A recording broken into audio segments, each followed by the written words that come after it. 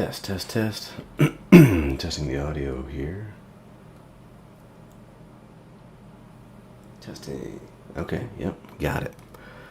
Okay, so we're back. Last week, I wasn't able to paint because my wife was having a baby. Which all went well. Everyone's happy and healthy. And it was a great time. So now we're back. Baby's chilling at the house. All the other kids are excited. Excuse me. Things are good. What do people draw these days? What are all the cool kids doing?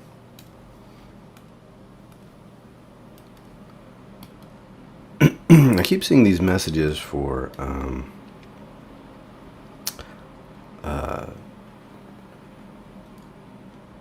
YouTube is not receiving enough video information, so let me know if there are issues. We can see if we can resolve those.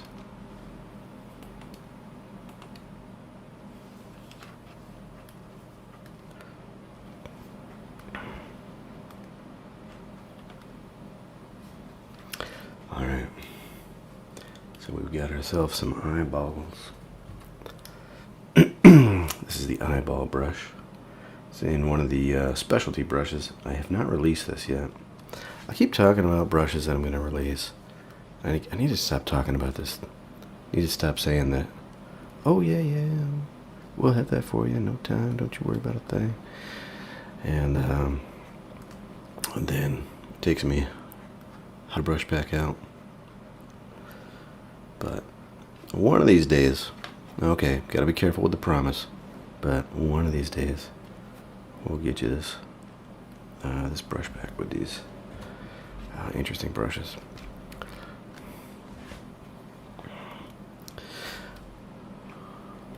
There are a handful of brushes that just have this kind of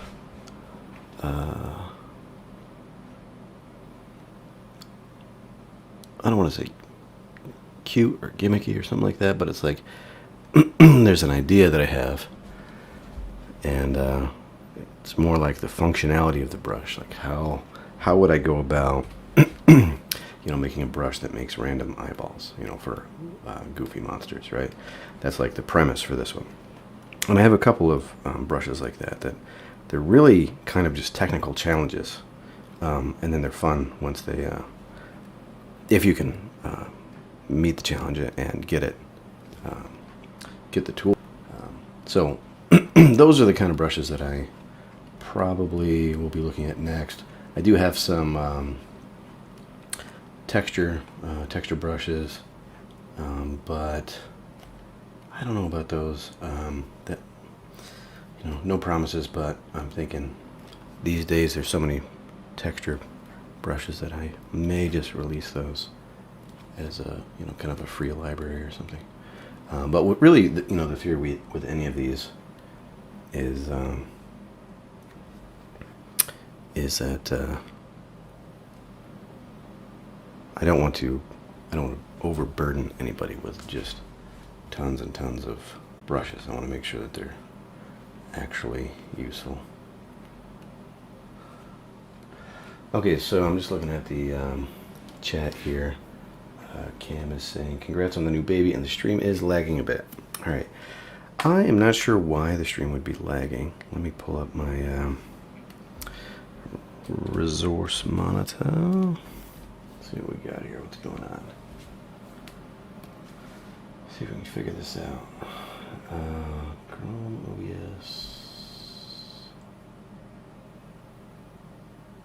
What the problem is here. Disk. Memory. Shouldn't be a memory issue. Not a CPU issue. And network. Keep an eye on it. If let me open up the widget here. YouTube is not receiving enough video to maintain smooth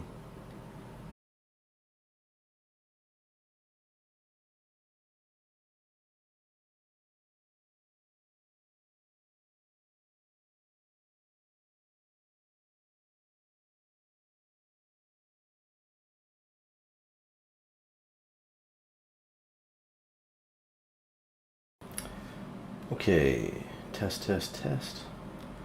I'll bring the audio back on here for a second. Let's see if we're back. Okay, test, test, test. Okay. All right, let me know if this is any better. Gotta back up. It appears on my end to be working better. I just did just reestablished the connection. So let me know how this goes. All right. So we're gonna block in a few shadows here.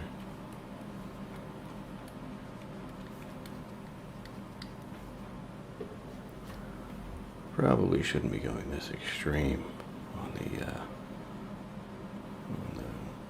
values, but you know, 'tis what 'tis. I'm excited. I'm riding that new baby high, and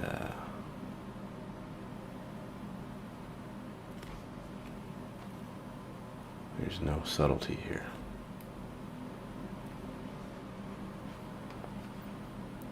Tell you what, babies, they have a new baby smell to them, like a new car, or a friend of mine who just had a baby as well said it's like a new pair of shoes. Babies have this smell that it makes you love them. It's wonderful. It's a real thing. I'm not just being weird here. You look it up. Trust the science. It's all about this. Babies, they smell. They've got this smell to them that makes their parents love them.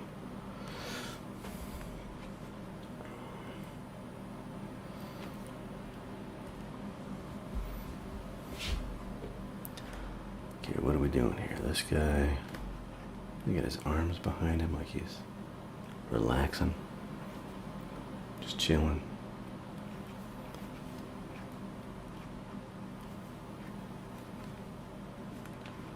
Feet up.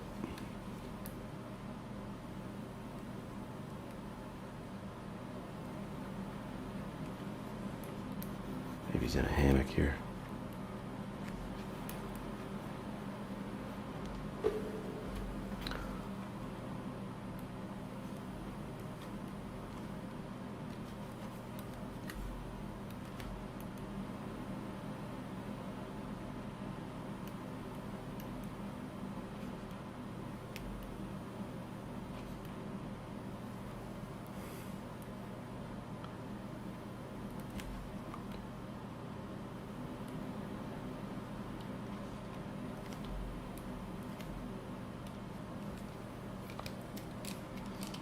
I don't know what's going on here.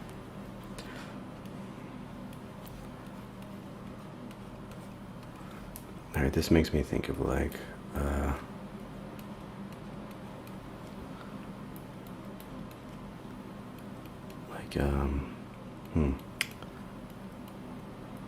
what's the word?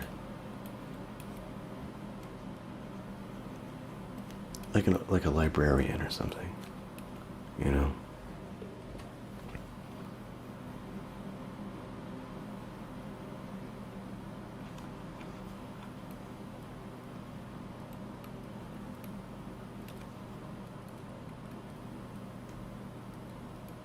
You get those bangs worked in there.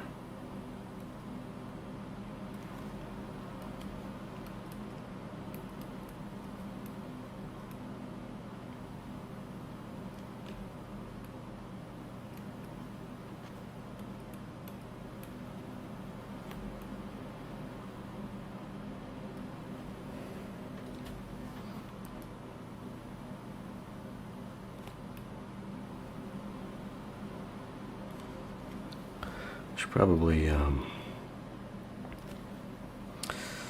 get these values a little more, what's the term, like, be a little more intentional about how I'm structuring these values. But for now, we'll just we're going for it.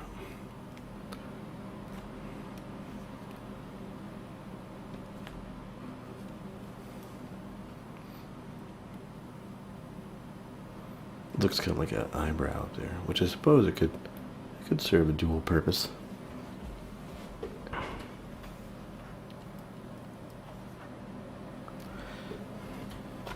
I like to put these little triangle wedges in just to define some shapes.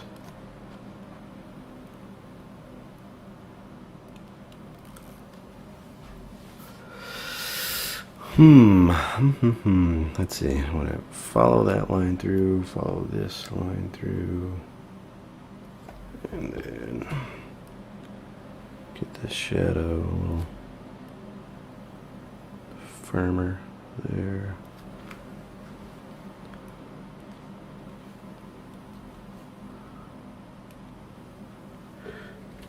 Maybe we'll bring the value up here.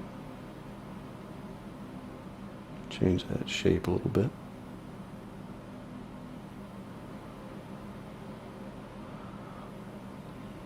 She might need a nose. It's one of those things, you know. Noses. I'm just gonna leave it at that. I'm not gonna give any more information. Noses are just one of those things.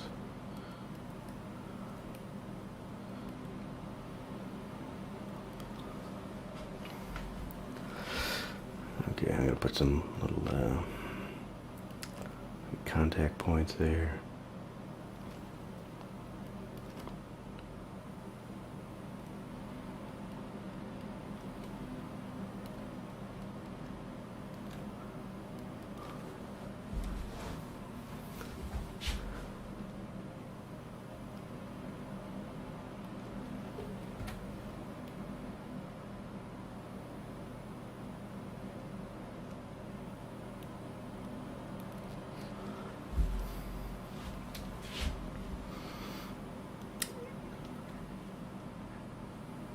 Smooth so far. New baby smell. Yes.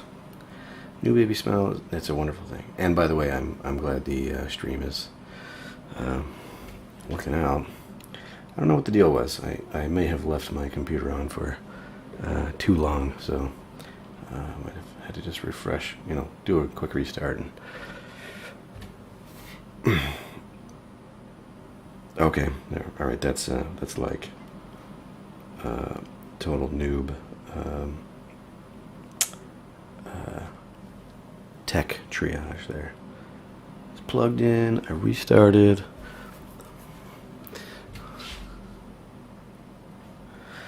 Okay.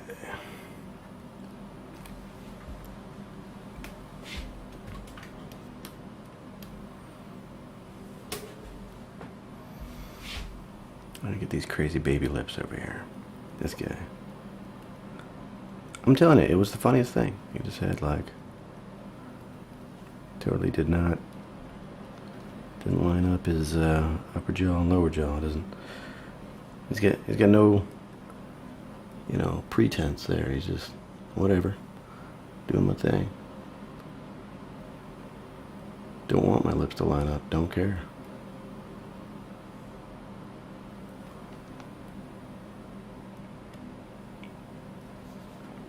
We'll give him some little scraggly hairs up there.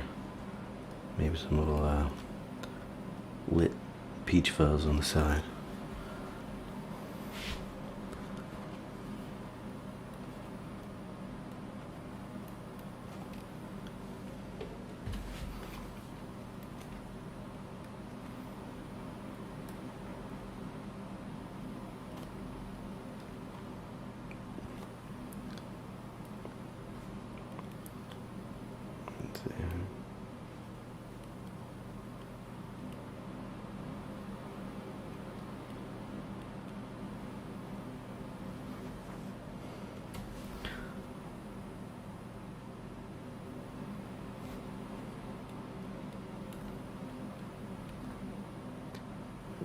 Hold a cup over here. To cast a shadow there, get that to come in front.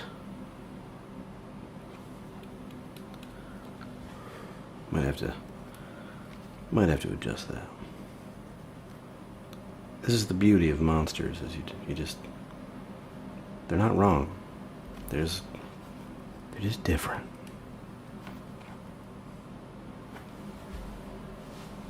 Let's get this pose worked out so he's more like this way.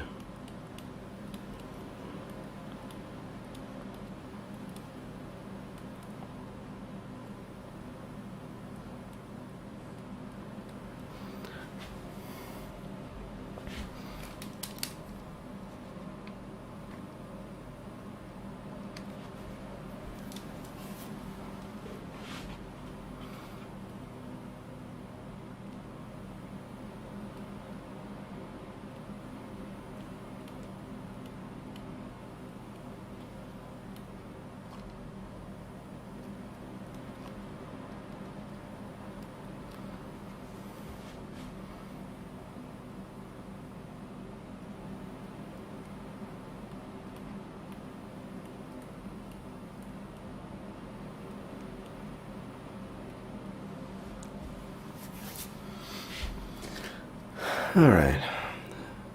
So what's new with all you guys this week? We got anything fun and interesting going on?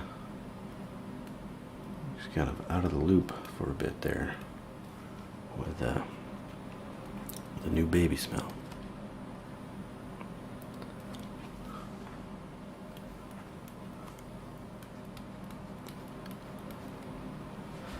I've been on this kick.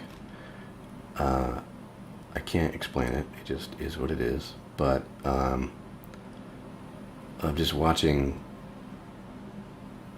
obscure and strange legal cases on the YouTubes. Nothing current, really. Most of it's pretty old, but things that are notable, strange. And it's kind of depressing. I mean, some of it's funny, some of it's,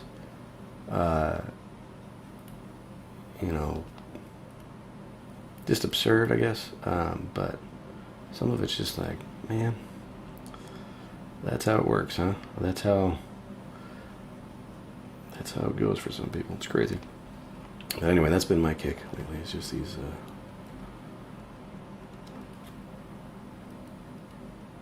obscure courtroom stuff. I don't know why. I have no real interest in law or anything, other than the fact that at some point you realize that you don't actually know how things work, or all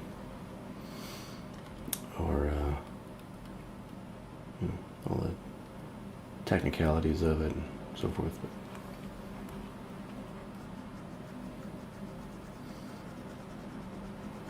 I think my only takeaway from all that is that should I ever need to appear in court, I should have an attorney, because I have no idea what I'm doing. That's my only real solid takeaway. But hey, let's hope that all I really need to know is how to paint. That would be nice.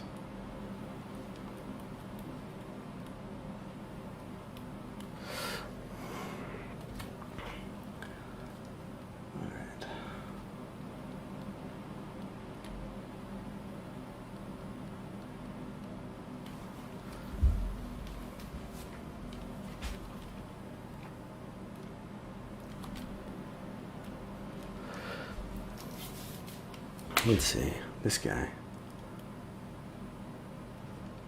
That's a face. He needs some, like, let's just be raging out.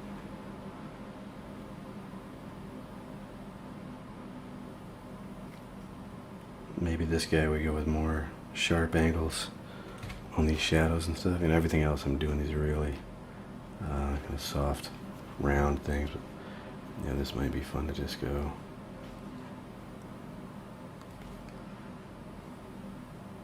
hard shapes. And then now Getting into this guy down here. He's like, huh? What?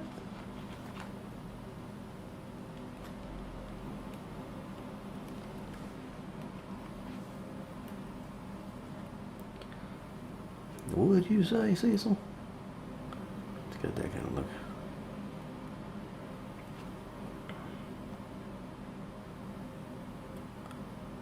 My apologies to all the Cecils out there. That's one of my favorite names.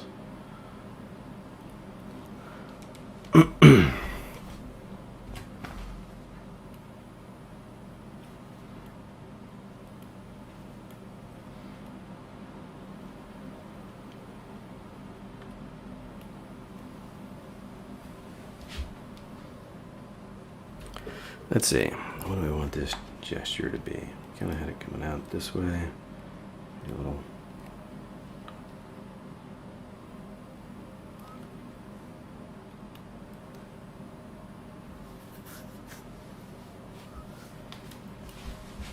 Like something like this. You know what this kind of reminds me of? This reminds me of, I don't remember the exact name of it, but it was the dude who made Garfield. He had this like gnat character, which was just never popular, because gnats aren't cool. But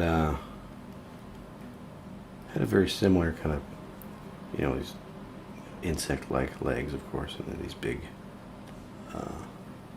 goofy eyes like that.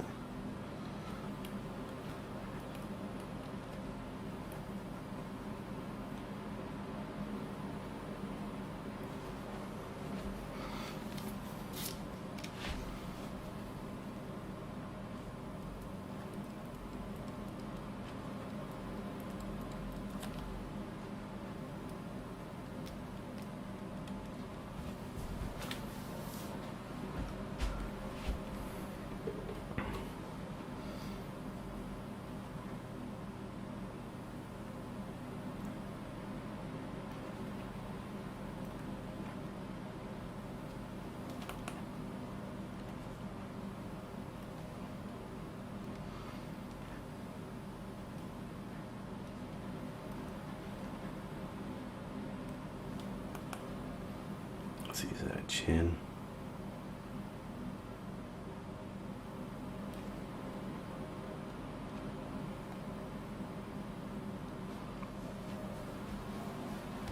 Alright, back to the sharp shapes on this guy.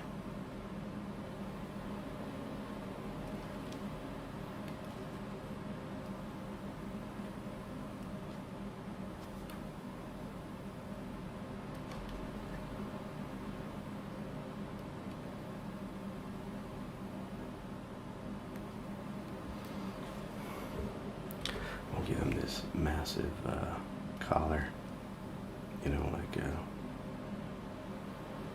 what's the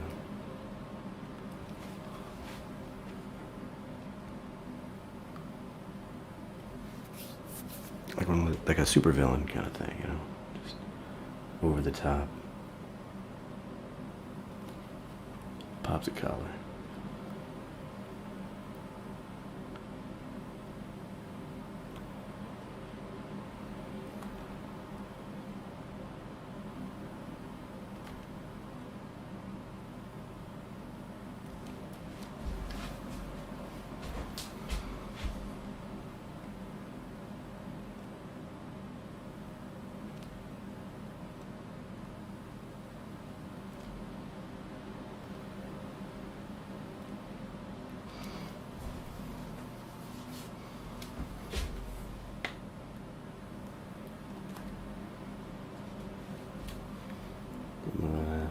He's gonna have like a juicy lip there, like he's got the spit going because he's just beside himself with rage.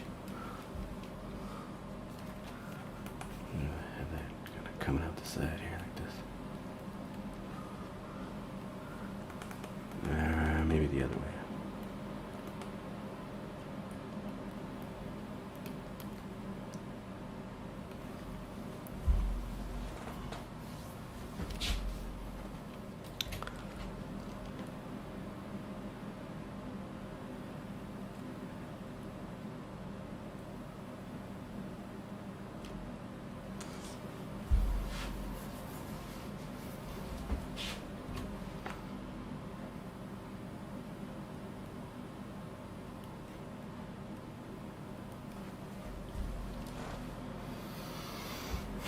Maybe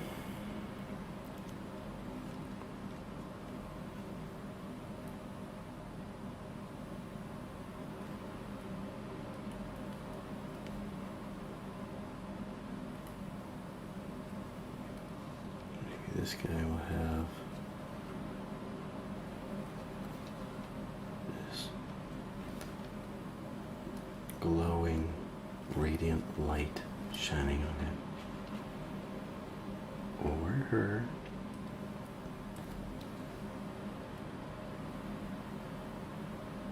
We have not decided yet.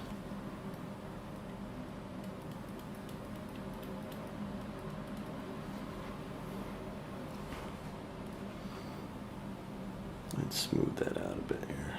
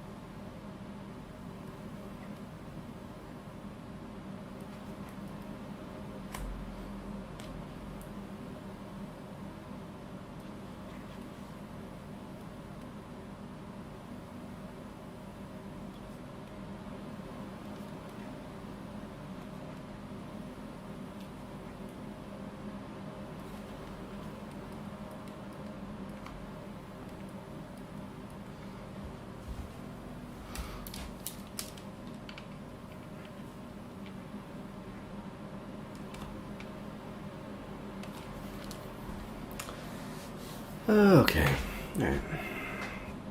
Let's see, what do we got here? I like this one. Let's see how we want to do the shape of the head.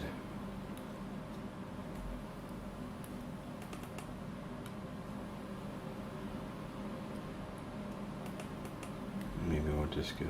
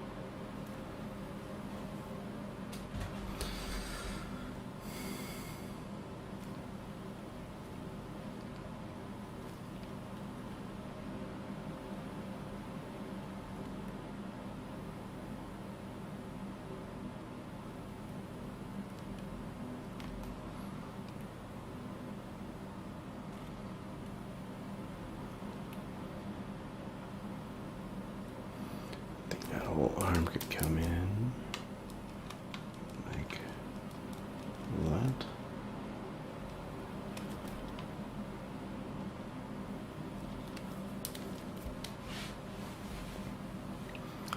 It's not the least bit disturbing. Little naked frog monster thing in a hammock.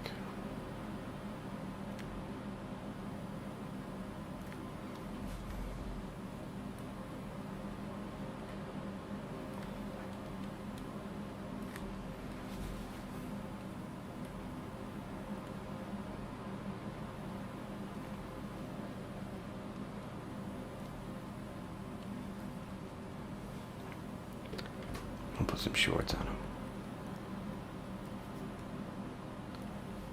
Make this a little bit less disturbing.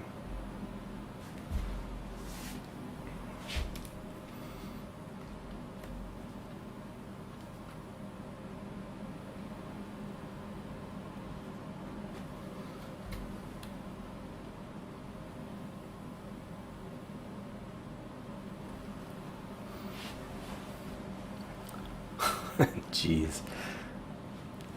This guy's a mess. You're a mess.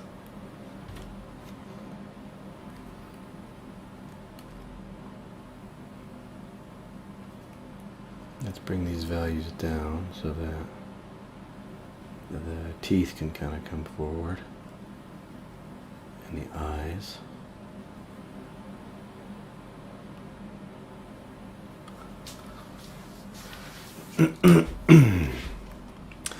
And I think we should make the shape of his head more interesting.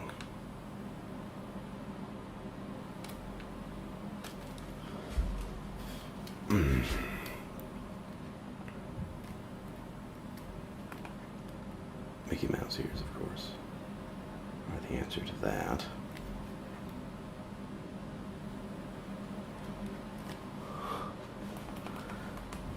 Negative. All right.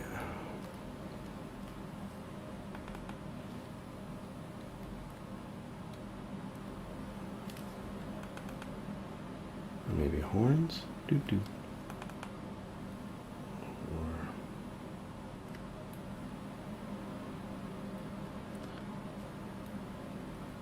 sure. Whatever.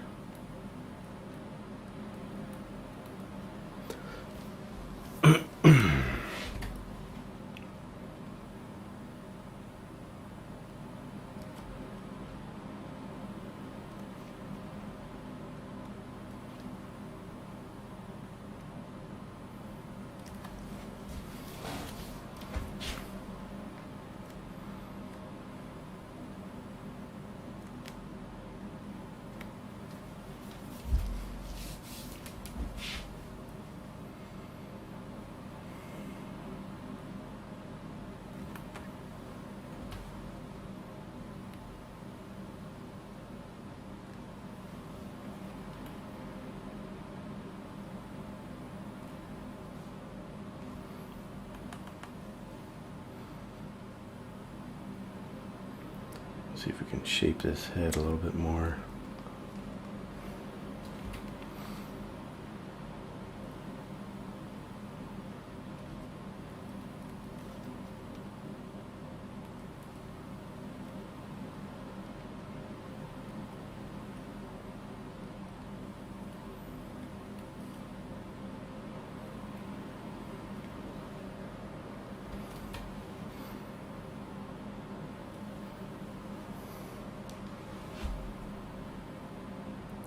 Cast that shadow on the teeth.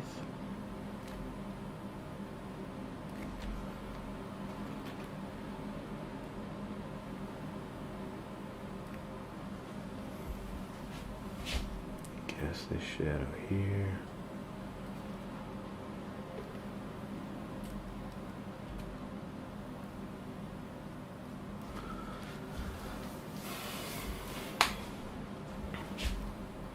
Okay, all right.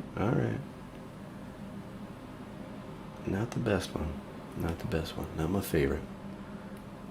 It's got potential, but also got problems.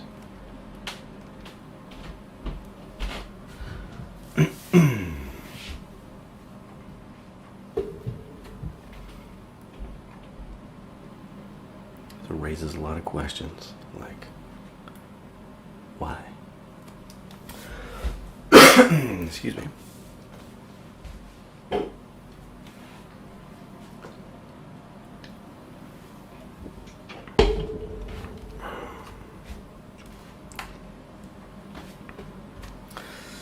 All right, I'll get this guy blocked in a little bit here. It's been a while since I've done these kind of exercises. I used to do this quite a bit with just do a random shape and then start doing faces and stuff out of it. And generally, I would look for features that seem to me like they just naturally kind of portray this form. And then I would just come in just real gently, usually I would do this with a mechanical pencil, and then just block in the main shadow shapes. And I think that was just a much, well, I shouldn't say much simpler, but it was a simple way to work in that you could see the big shapes quickly, and those big shapes involved the silhouette and also the shadow shapes. You know, those are both going to be they're both going to be graphic shapes on the canvas. Yeah, so it makes sense analytically to go that way. It also makes sense just in terms of economy. You know, your time. You're kind of doing the most important things first, and you're able to make those changes quickly rather than kind of committing to a shape and then being stuck with it, which is kind of what I've been doing here tonight. You know, being out of practice with this exercise, but yeah, blocking in those shadow shapes helps you see, okay, where do these parts kind of come together? You know, what's casting? If you cast a shadow like this, then you can kind of move it along the form. So I can say, okay, this comes down here and then over, maybe that lower lip, and then there's like it juts out there. You know, so you can play with that, and you can show the form pretty quickly that way.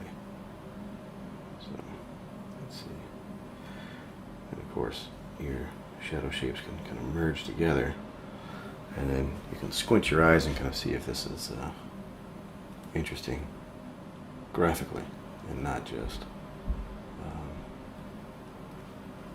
how the forms read.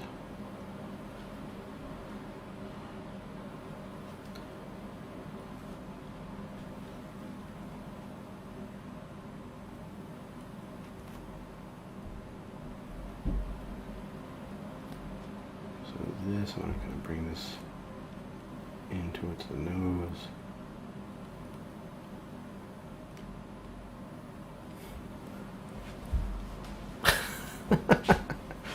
Oh my gosh.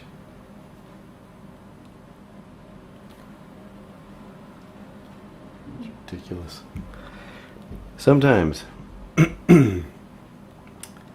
it just hits me all at once, like, why do I do this? Why do I make these ridiculous characters? I mean, I love it, and it's fun, but it makes no sense, you know, to the average normal person. What in the world are you? What are you after? Or what are you on?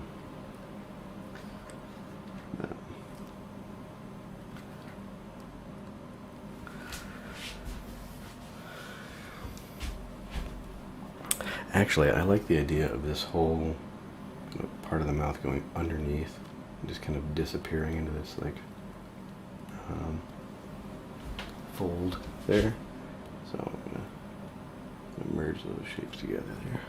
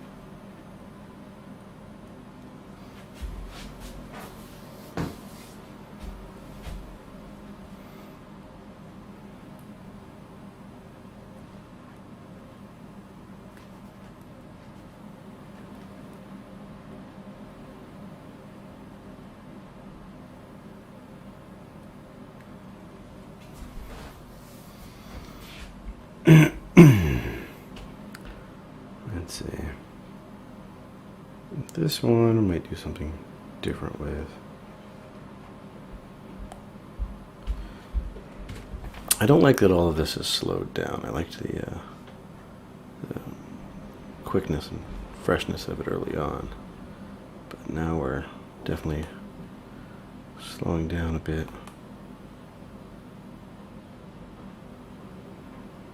I guess that's okay. You go through these different stages, right? Of kind of just doing something fun and spontaneous, and then analyzing it, trying to sort it out, fix it, and then coming back and trying to be instinctual with it. You know, you're looking at it and thinking, what's working, what's not. And part of that's analyzing, and part of that is you're just feeling it. You're just thinking, does this, you know, is this interesting to me? Is this funny? Does it read well? You know.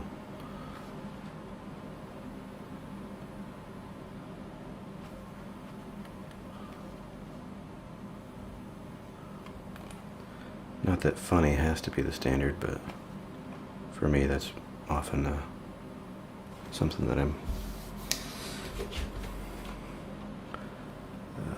playing with.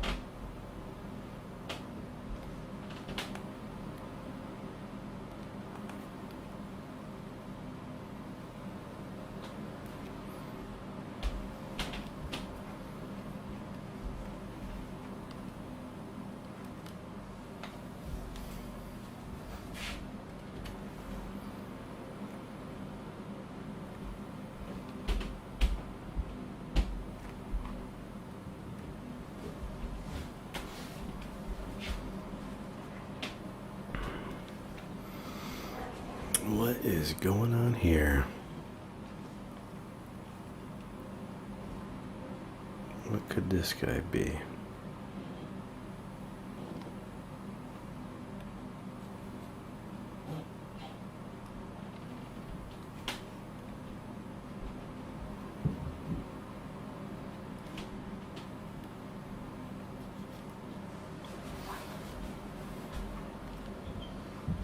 Maybe you could have a beard. That'd be kind of cool. None of these other ones have a beard.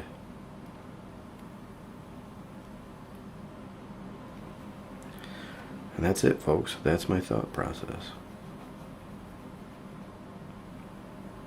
No one else has a beard. Maybe put a beard on this guy.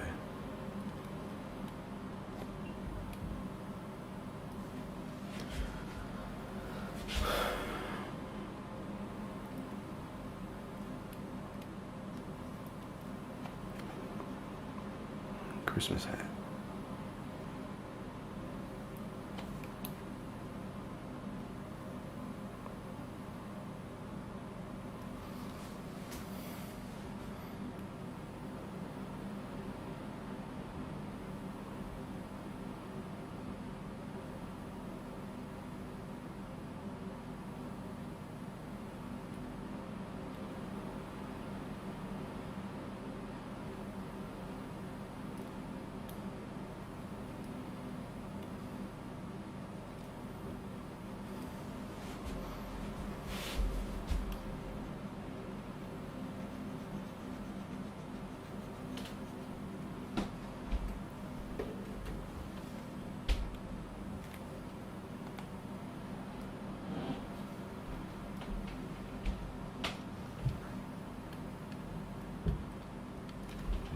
And just like that, we've ruined Christmas.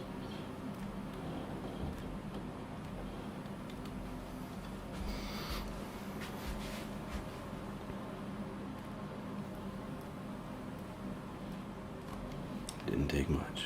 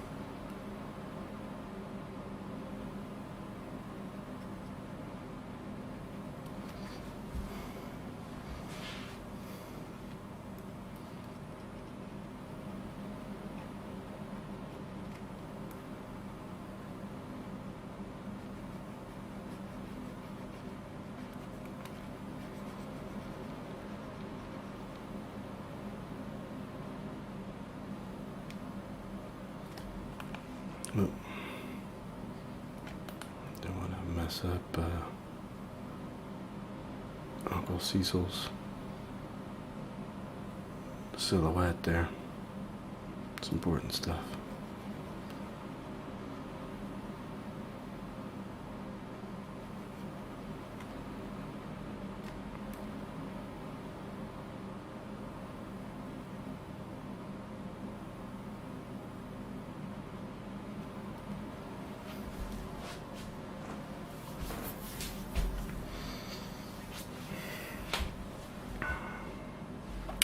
Alright, let's see. This one here, brighten all this up in the transition area.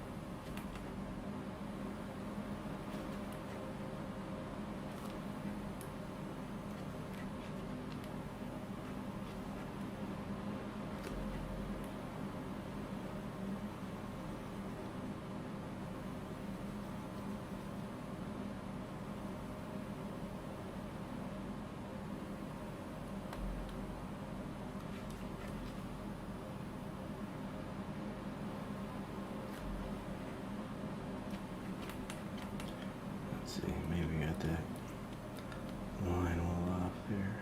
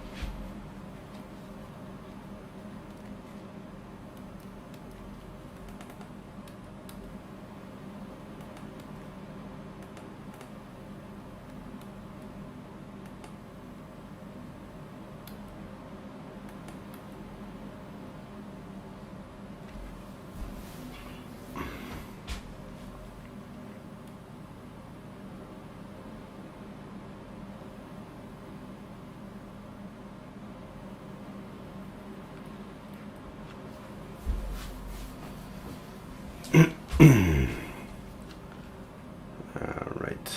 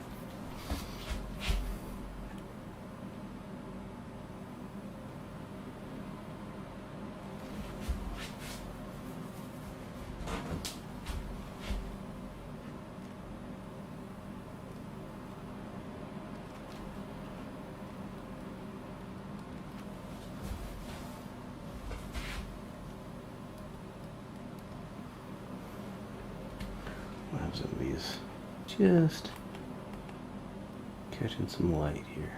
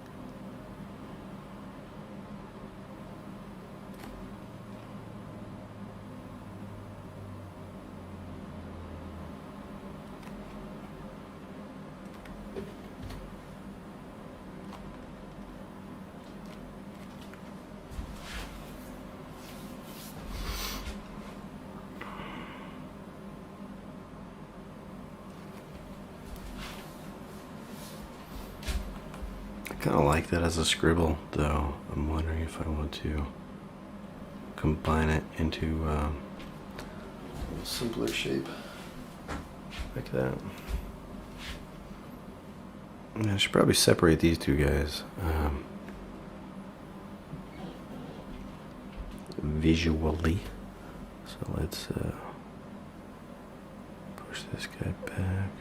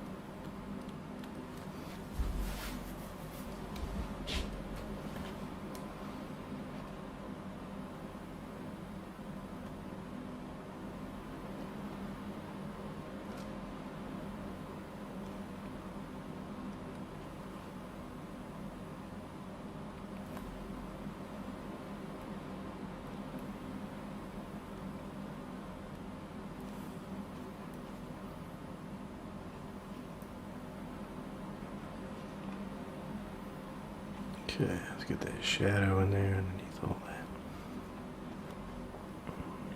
that fluff.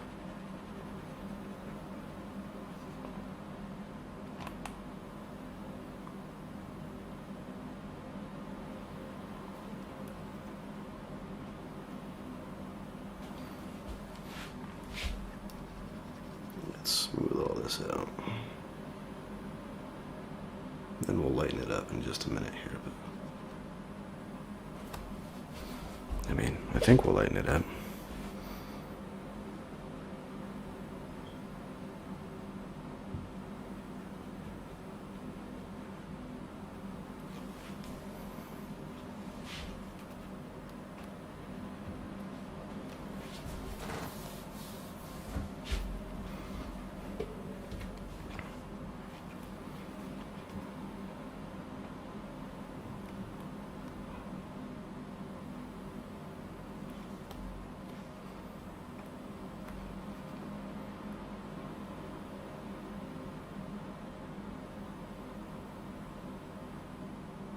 I feel like I'm making a huge mistake putting these lines in there. Yeah, let's take those out. Maybe reestablish more of a cast shadow here.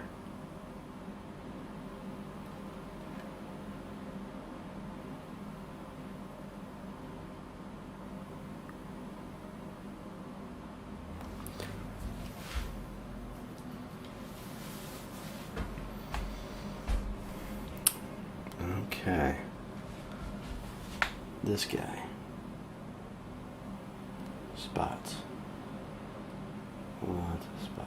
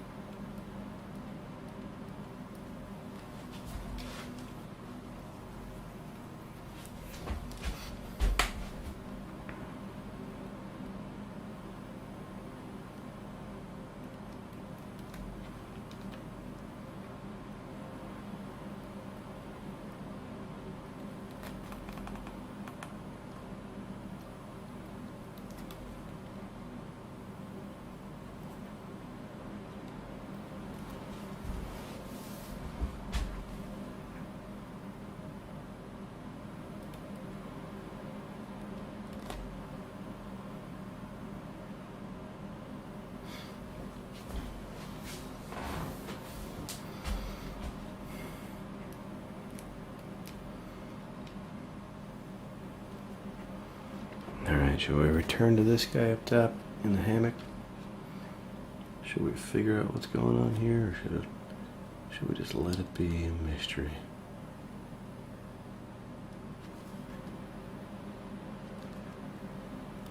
One of life's mysteries.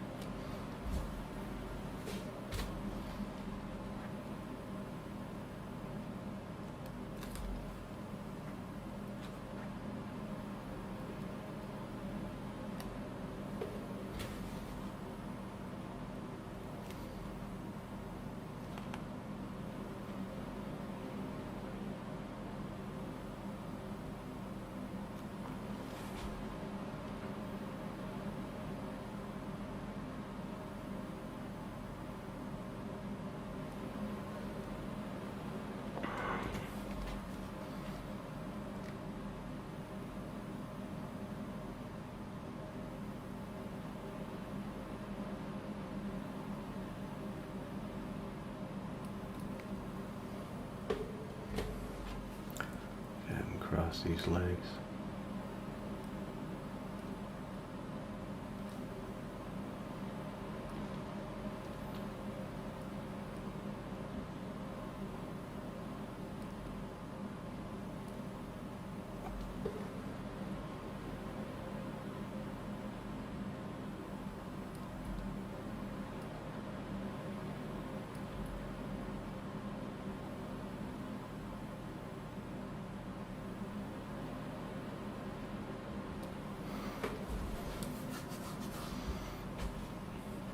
I don't know.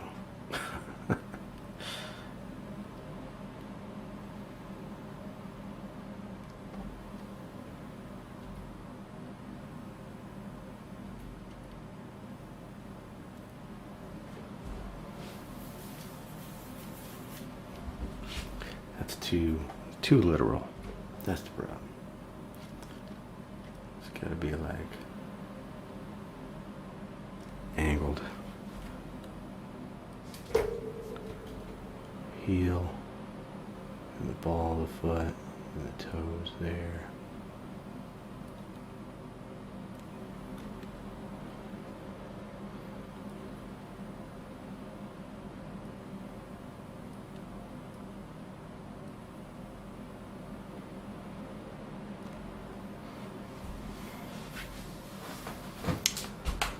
Okay.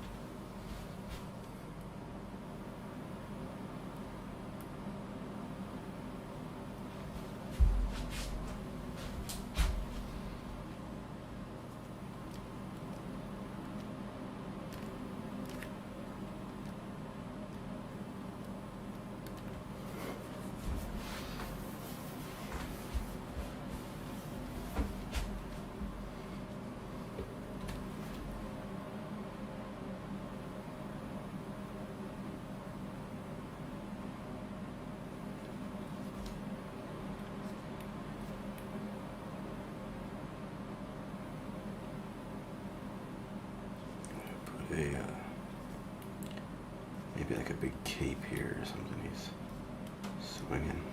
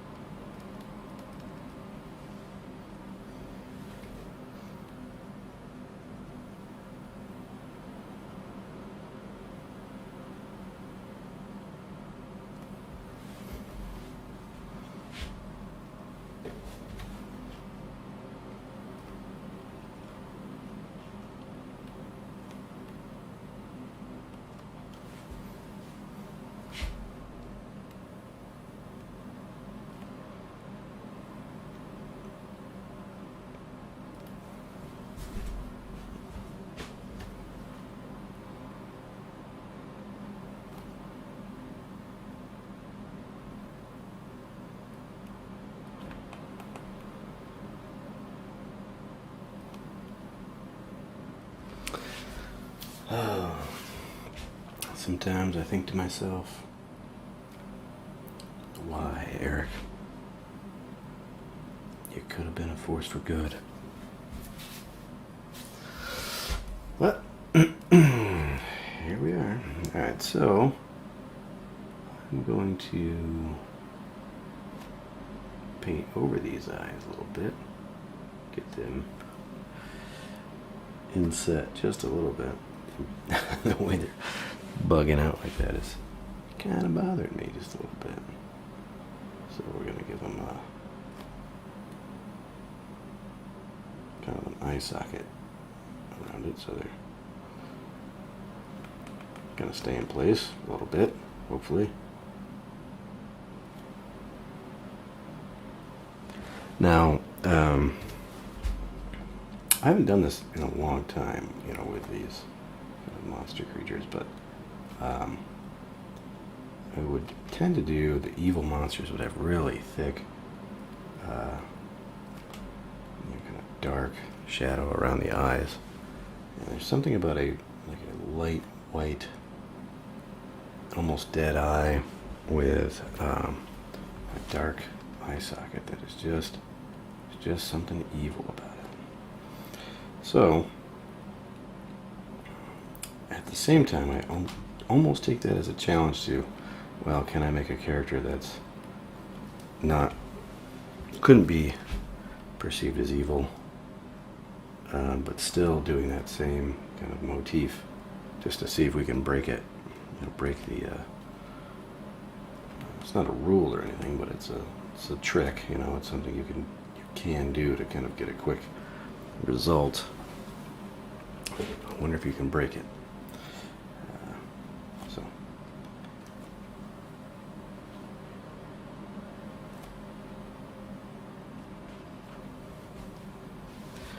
let's see, I'm gonna bring the whole eye value down a little bit. In fact, I'm gonna bring all of this value here down a bit around the eye, so that I can bring in a highlight, lighten it up.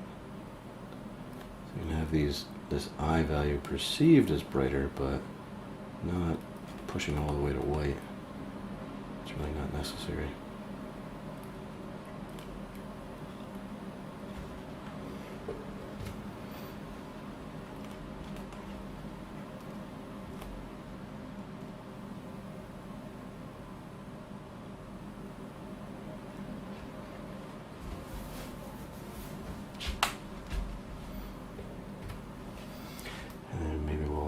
Darken up the lips here.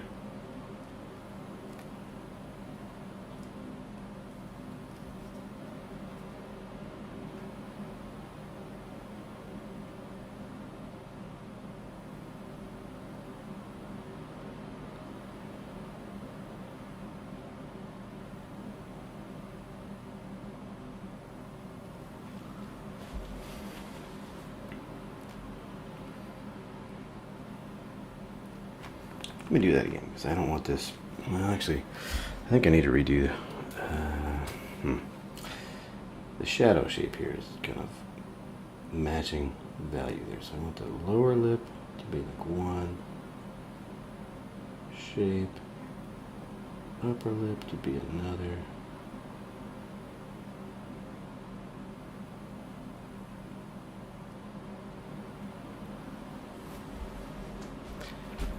Bring in some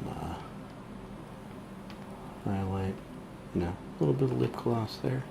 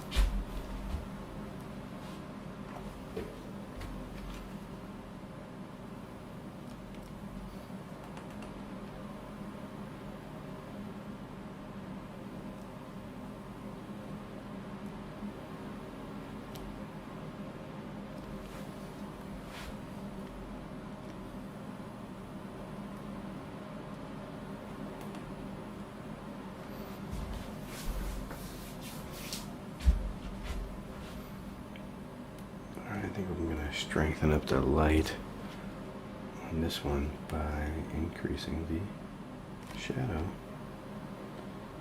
It's got these nice dark hard shadows there, and then on the turn of the form it's just way too soft. I kind of want this abrupt cut off.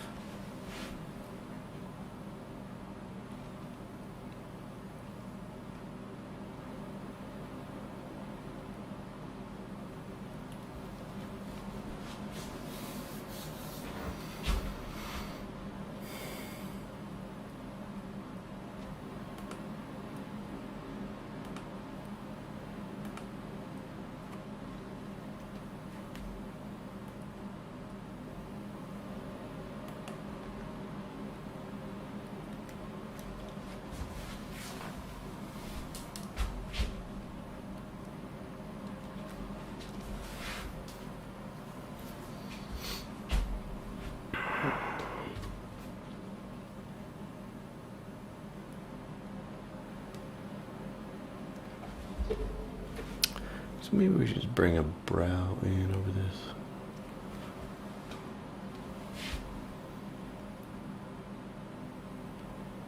Now he's grumpy.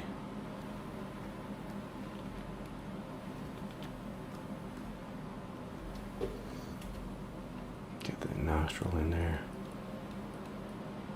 That means business.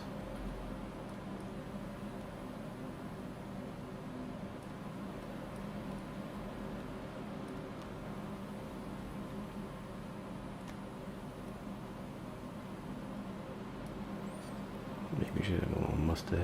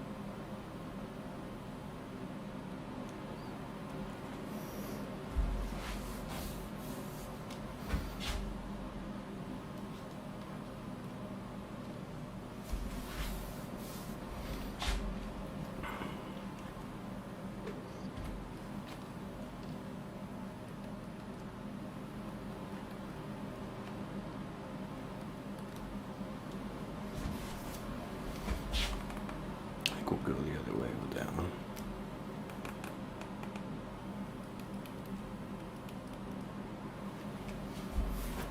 Get angry eyebrows on his chest as well.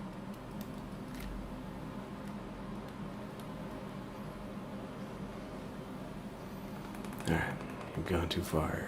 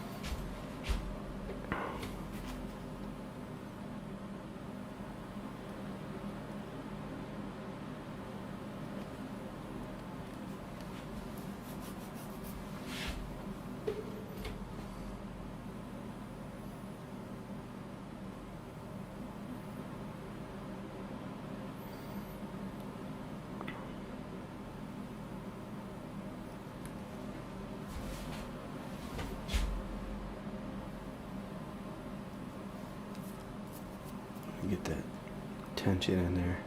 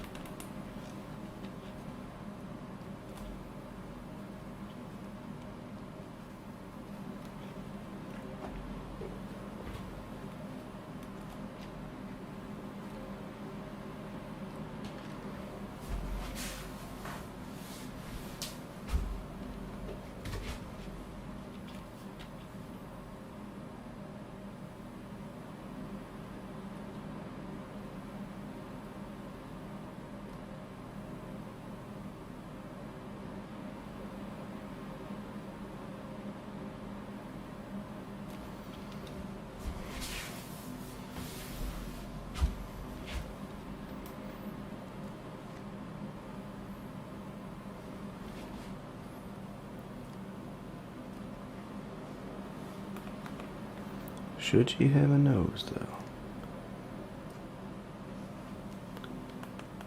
Or a mustache?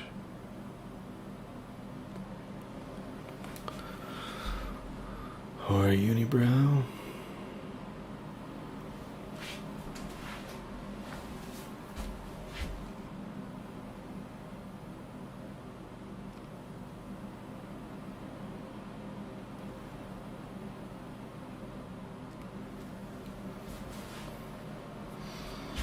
Well, that nose changes everything, goodness.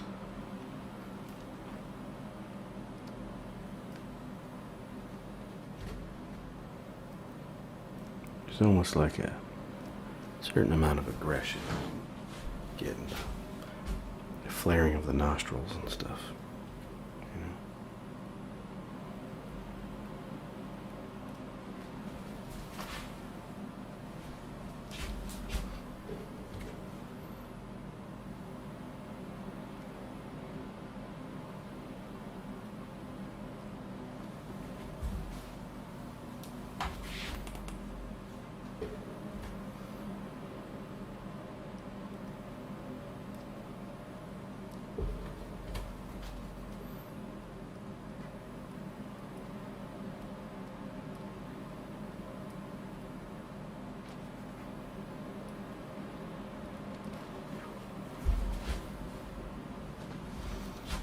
Gross, you've gone too far.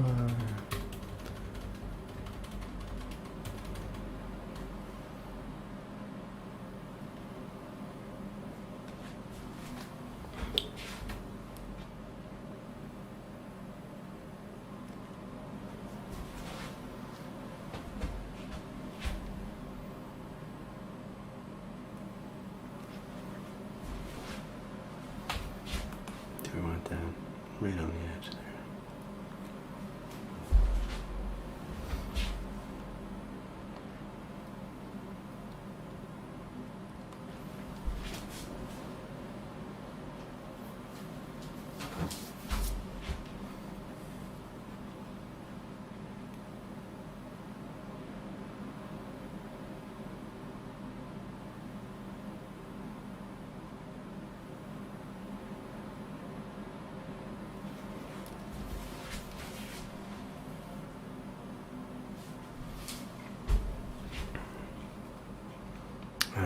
to save Christmas here, because this is a problem.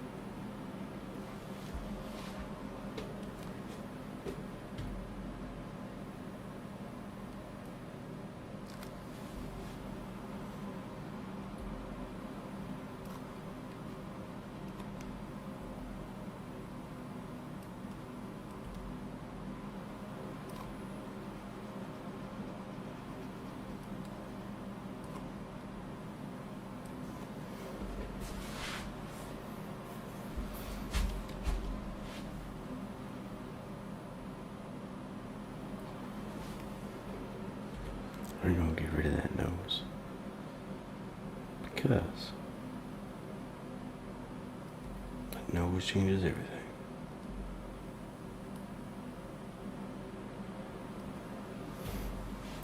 They're getting way too serious with that nose. I'm starting to scare myself.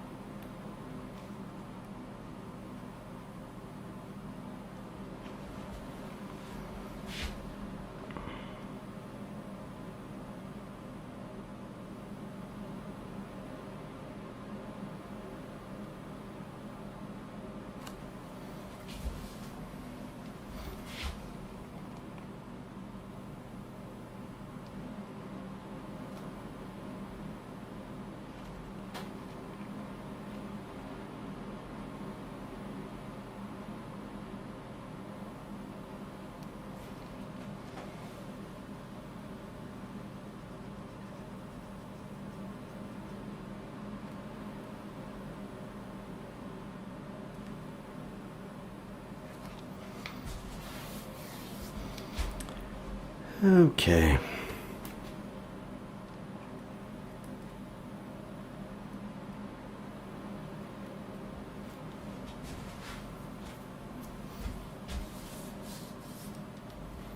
Not much going on with this guy back here. He's just like, whatever. So let's see if we can add some character.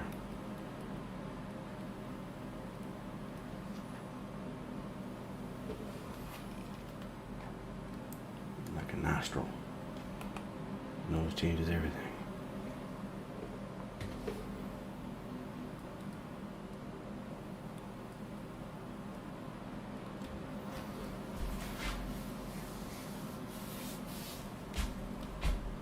What about this guy?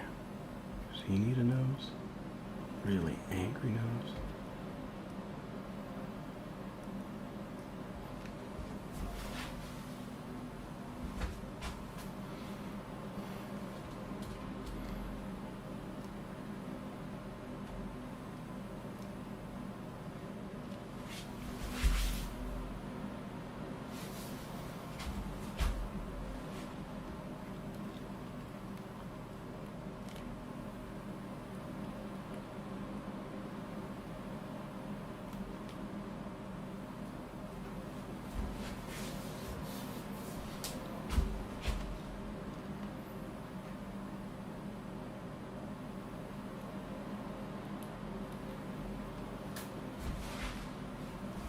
Here, let's add some shadows under that before we, There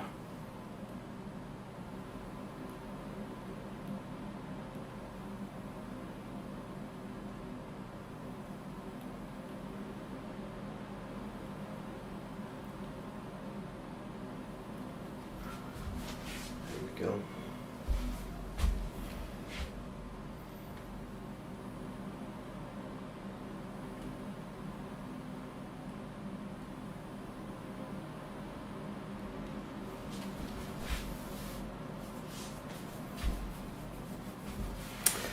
Hey, I see Morris in the chat.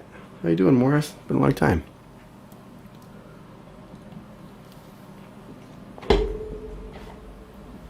What is occurring, fellow? All kinds of things. Just had a baby. Got into some poison ivy this week. That was fun. Some close friends of ours, they also had their first child. So super exciting time. It's good times. I cannot complain.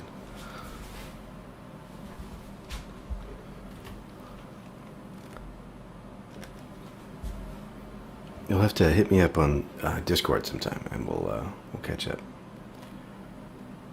I mean, I'm happy to catch up here, but you know, this is recorded for all time, so you can do it through whichever channels you'd like to. But yeah, I'd love to catch up.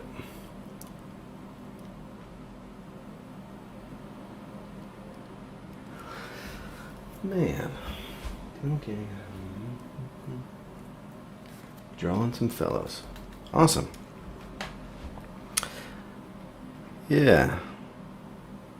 I have gotten out of the practice of just noodling, just drawing, just for the sake of drawing. I mean, somewhat. I still keep a little sketchbook with me, like a little pocket sketchbook, and I will just draw things that come to mind or things that I see. Lately I've been doing these memory sketches, but just the like brainless sketching like I'm doing here. It's been a little bit of a while since I've been doing this, but yeah, actually this memory sketching exercise is pretty cool. So I started taking this class with Marshall Vandruff, and one of the exercises in it is to draw from memory. I guess it's a study from or an exercise that what's his name, Nicolaides popularized. I'm late to the game with all that stuff. Like, I don't know all the names and the books you were supposed to read and all that kind of stuff. But I guess that was one of them. That was one of the big popular ones, was Nicolaides. And I guess it was one of these things you either loved it or hated it. But the exercise of drawing from memory has been really cool. Partly because, you know, you've got to store some visual information in your mind and be able to recall it later. So that, frankly, is something that honestly I haven't done a lot of. Like I don't want to go into the whole my whole spiel about how I have developed my work or whatever, but just to summarize, I don't usually see things in my head before I start going.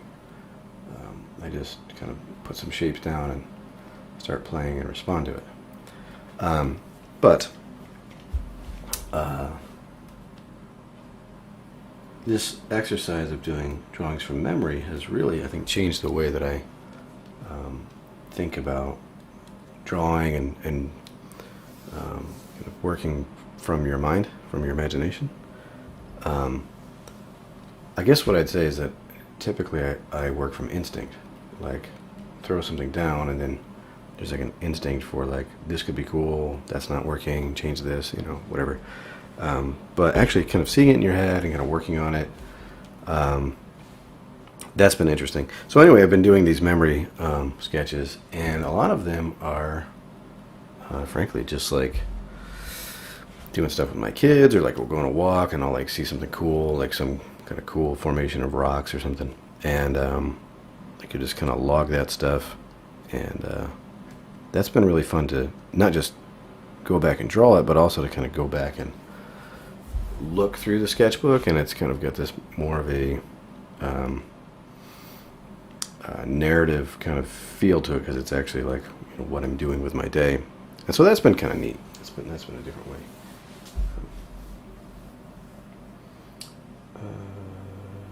Just catching up on the chat here. Just give that a go sometime. Yeah, definitely. We'll definitely try it. One of these days, I've had this in my mind for a while, but you know, I never really have gotten around to it. But one of the things I'd love to do is lay out a kind of a course material on different types of drawing, different ways to engage your mind in drawing, because I really do feel like there's so many different ways to approach it, and there's different benefits to those different approaches. You know, just being very analytical, being very kind of construction minded, that's one way to do it. Being really loose and gestural, the kind of method that I was talking about earlier about just being responsive, like throwing things down, that's more gestural, but it's more like a Rorschach thing, where you're letting your imagination kind of throw things at you, and it can surprise you. You know, so that's another way. And I think there's just even different techniques too that lend themselves to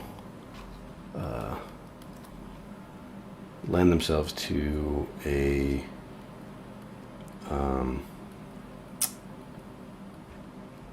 like an interesting result, right? So whether you're drawing from the shoulder and the elbow so that you get these, you know, these smooth arcs and stuff, or if you're you know, intentionally having these kind of broken lines and breaking it up, I've played with that a little bit, and you can get some interesting, especially with like concept art, if you're doing monsters and stuff, you can get some really cool effects that it gives it a different feel than a really smooth, clean line, which would be more of that kind of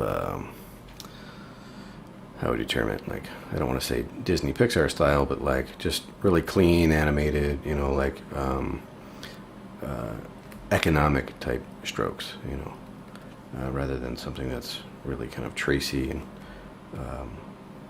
or searching lines, I think is a good way to term it.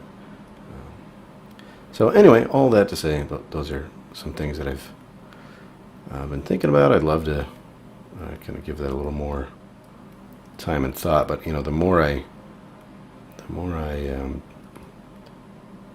do these kind of things, the more I realize that I'm not an educator. You know, I don't think in terms of like how will someone else absorb this information well, you know, and I think that's really important if you're going to try to put something out there for people to absorb. But anyway, that's all. You got me monologuing.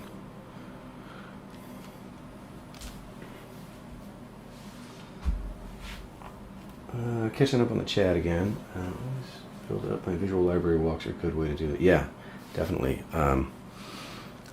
And I would say that I have unfortunately been kind of slacking on the visual library thing, where I've realized that when you hit a wall, it's usually because you're not taking things in, you know, and getting out there, experiencing some things, falling in love with nature and light and you know, just interesting shapes and patterns and textures and all that kind of stuff. Like, those are the things that kind of started me down this path anyway, right? Like, you like to draw, you were interested in things. I was interested in knights and Star Wars and fantasy stuff, and so I would draw what interested me, and it just came out. You know, what I put in was what came out, and that will only take you so far as it can go, or as far as you can go with it, and then you have to add something to that library, right? So I totally am with you there, and I felt the need lately to do that more. You know, to spend more time just going to parks and going on walks, trying new things. You know, it's funny actually. I've never really been into baseball, but we have a local college team here that plays, and so you know we can go pretty often. And this year, well, last year we went like, or no, 2 years ago, I think it would have been like before COVID. We went to a couple games with the kids, and then this year we went pretty often, and yeah, it's you know, adding to that, like more experiences, more kind of just kind of the action of it and everything, and the pacing of it. You know, it's just different, and I don't know, I feel like things like that add more to your repertoire of how you approach things and how you think. Let me get back to the chat here, because I see Adonis has jumped in. I was wondering when you would stream. How's everything been? Yeah, things have been good. I you know, we had the baby last week, and all that went really well. Everything's great. And as far as, you know, coming back to stream again, I don't feel particularly obligated, like I you know, have failed or something if I miss. And I mean, I do to an extent. Like I want to guard this time so that I'm consistently doing this every week. But it's not like entertainment necessarily. It's not like a class or something like that. You know, it's just, I'm just doing it because I want to do it. Which oddly enough I seem to be more consistent with that than the other things that I mentioned. But yes, you know, adding another child to the family, it's awesome. It's again, it changes your perspective on things, what's important and what how you see the world. Every time it's a good kind of reboot and refresh and reprioritization, right? But it doesn't necessarily pump the brakes on everything, you know. It's like adding one more person into our already, you know, growing and busy family, you know. So this has actually gone really pretty smoothly, you know. Man, I gotta stop saying that, you know, before I jinx myself. But yeah, so getting back in and streaming again, you know, took a week off, but yeah.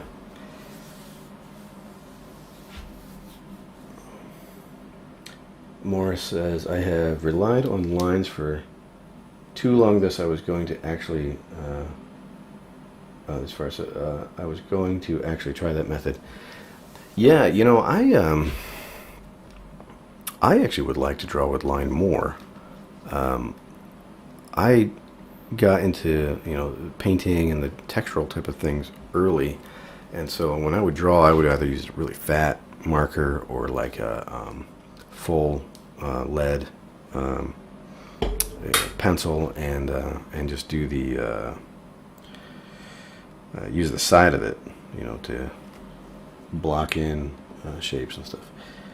And I like to draw that way. I think it's a legitimate way to draw.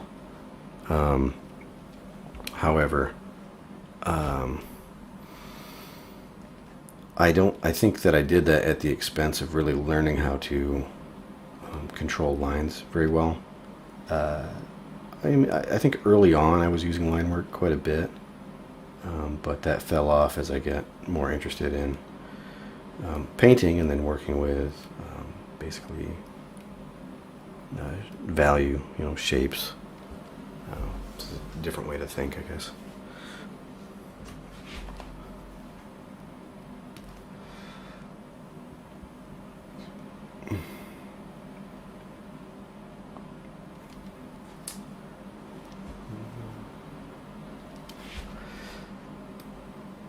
Just looking at the chat again. Congrats on the new addition to the family, by the way.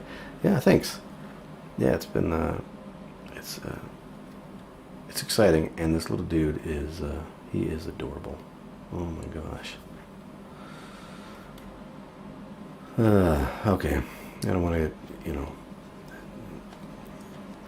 make everybody sick with my just how excited I am about this little guy. I know I don't sound excited. That's not my this is my normal voice, but it's awesome. Like this little dude he's just, I don't know, things are going well. Sleeping, eating.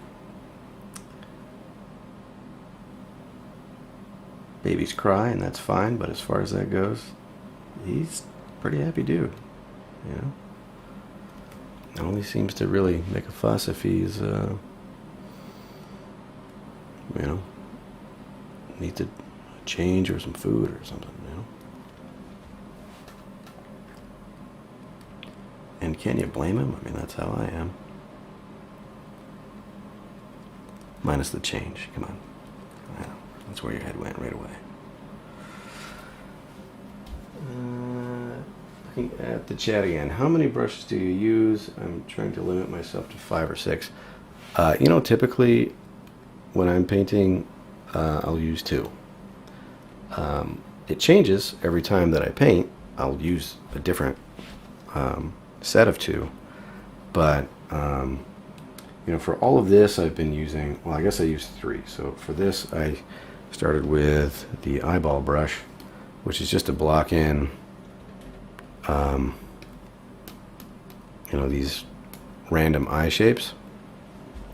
And then for the actual painting part, I use the square W head flat, which is like just a square brush with a fall off. Looks like that. Or if we go black, you know, it's like that. And then the secondary brush would be the eraser, and that's kind of a chain chain rake brush. So yeah, typically I'll use 2, and it's really not much more than you get into the zone and just something's working, right? And you just keep going with that. And it's a 1 for the brush and 1 for the eraser. If I'm doing a landscape, I will switch a little more often because there's a really big difference in texture and silhouette between like a tree line and a building, right? Or water and rocks and that sort of thing. There are some brushes that are versatile, like this. I use this brush almost all the time. This wood flat. That one I use a lot, just because it is pretty versatile. And between a square brush and a round brush, you can get all the shapes that you need.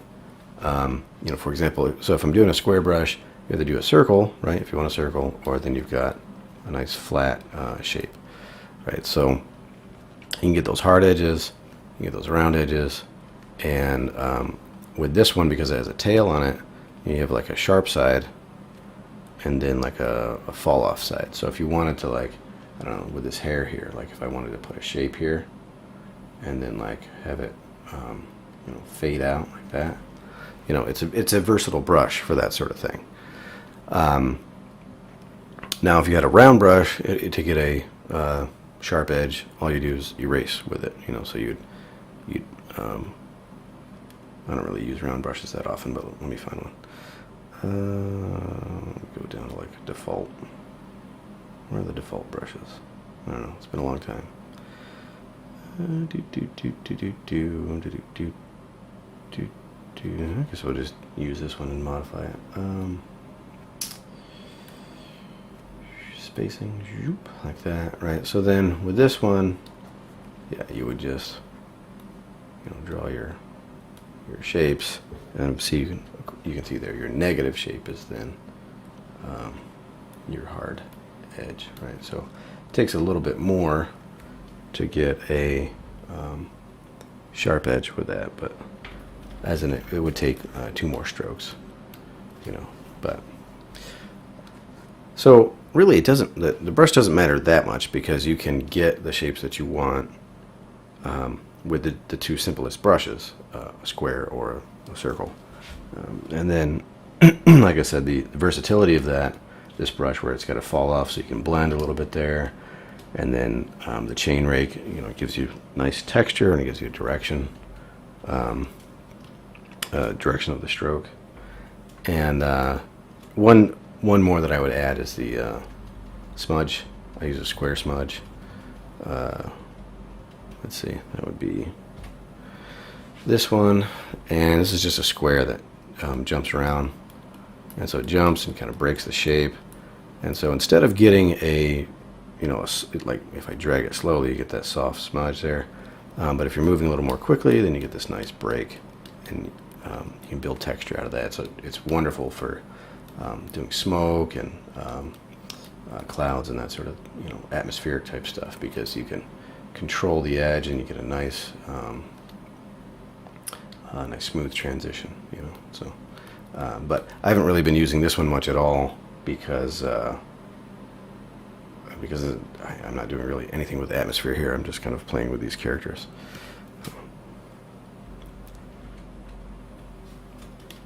Okay, let me throw some color on these. I like them being grayscale, but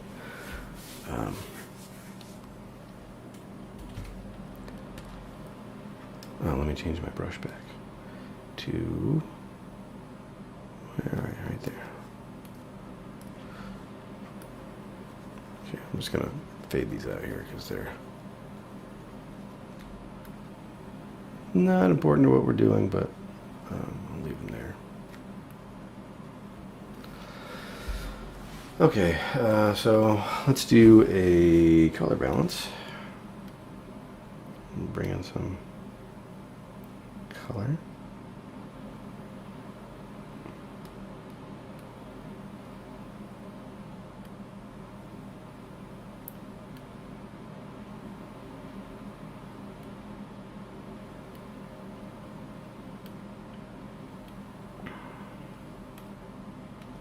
one thing that I find happens when I play with this is that the material effect to me starts to feel more like metal, and I don't know if that's the way that I render, and then once I start getting color onto it, then the value I probably push them too far, too much of a value jump in the lights and darks. So let's see here. So we can do color, or we can do normal. See, I think normal messes with the color, or messes with the value perhaps a little too much for my preference. And let's see, we'll do a hue saturation, we'll colorize, and we'll try to get some color into this dark area here. And I guess, let's just set it for whatever, and then we'll do the blend if here. So we're just going for the blacks, and we'll fade that like that, and then we can change this color to our heart's content.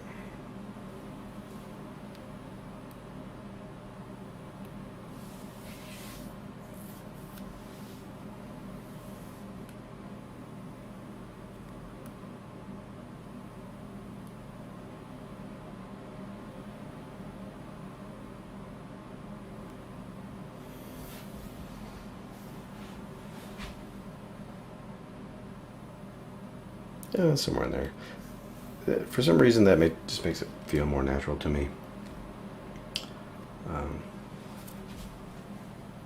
Maybe we'll do another one for the light values. So go hue saturation, colorize, lower the value, increase the saturation. We'll, whoops, we want that. Excuse me, we want to bring up the dark here.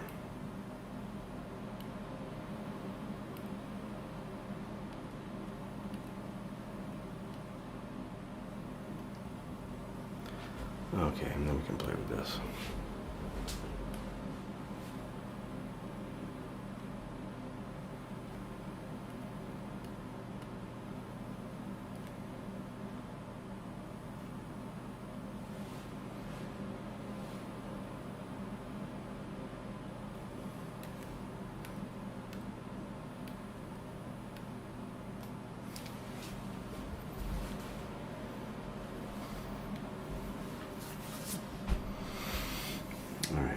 Let's do new layer. I'll set this to, we'll do multiply.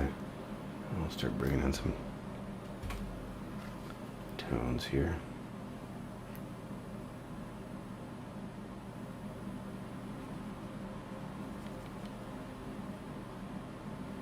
I was thinking there's a kind of a fun way to bring in color that's a little more randomized.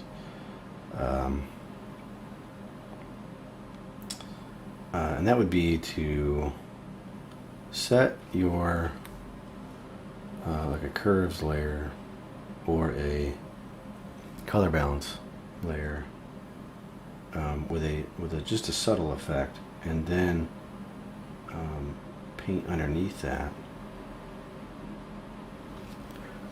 with some color picking, and then the effect keeps compounding. So that is that's a way to get more randomized texture going on, or randomized color rather.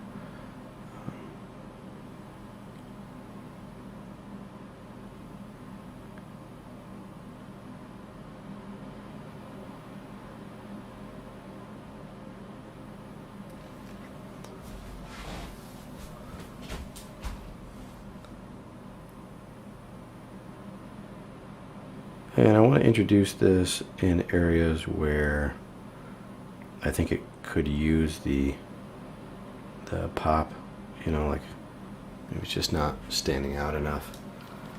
So I need to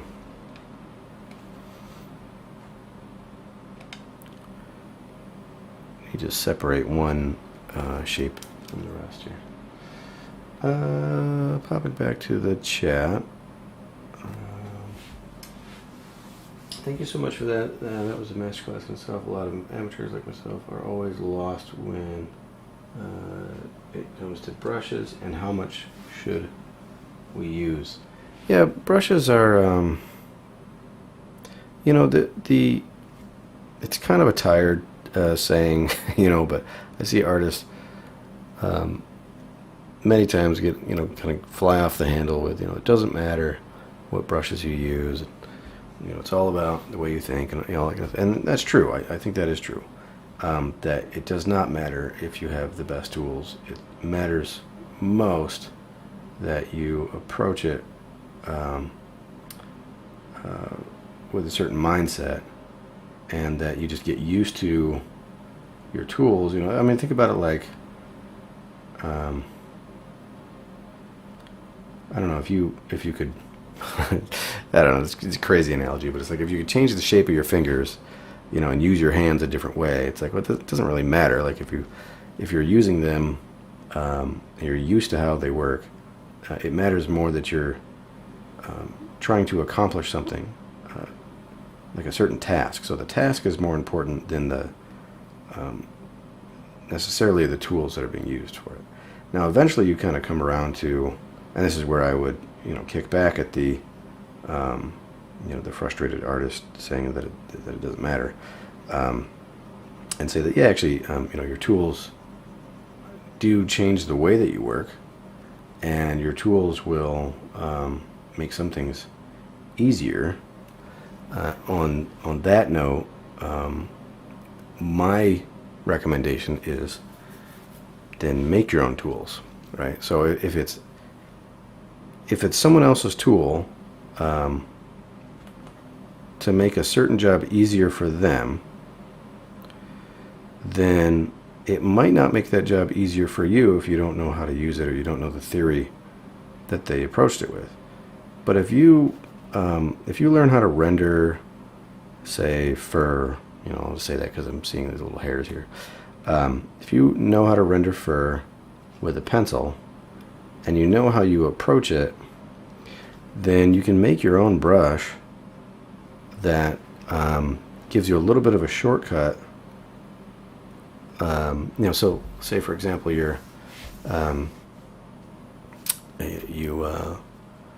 actually, I'll show you a fur brush that I made to give you the example. So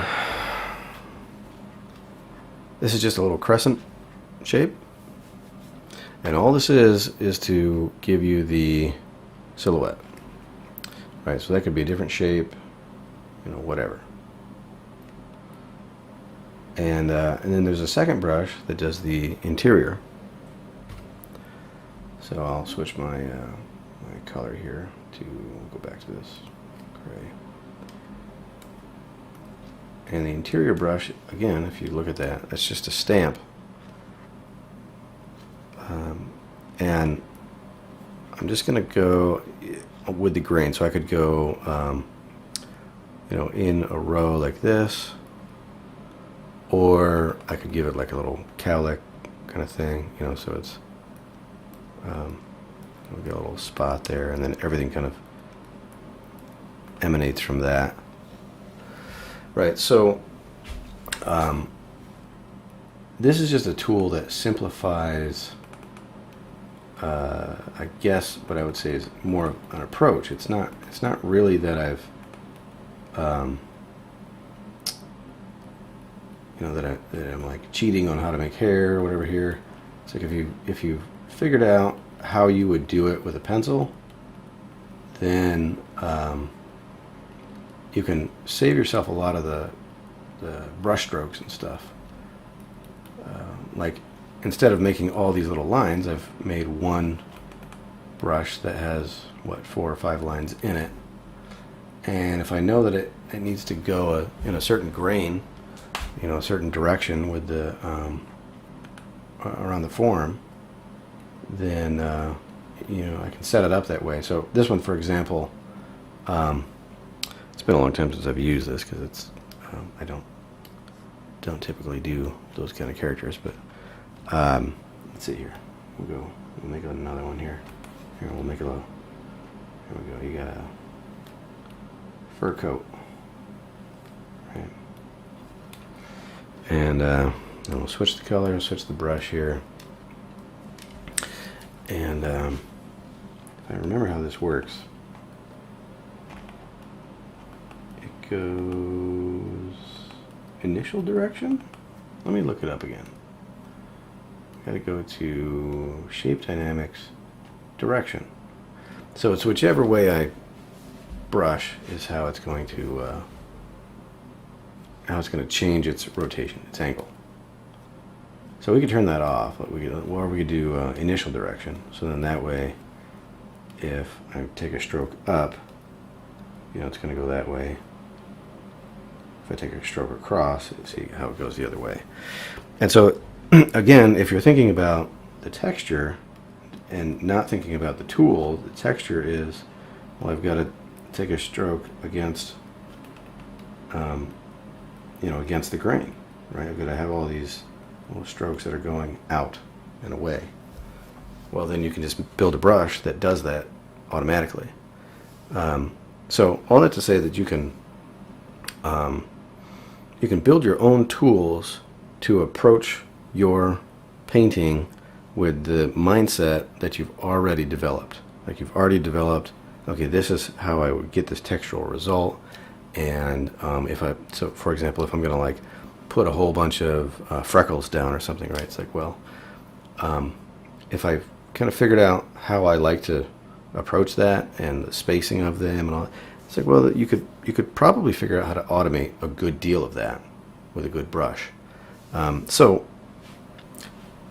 brushes are helpful. Brushes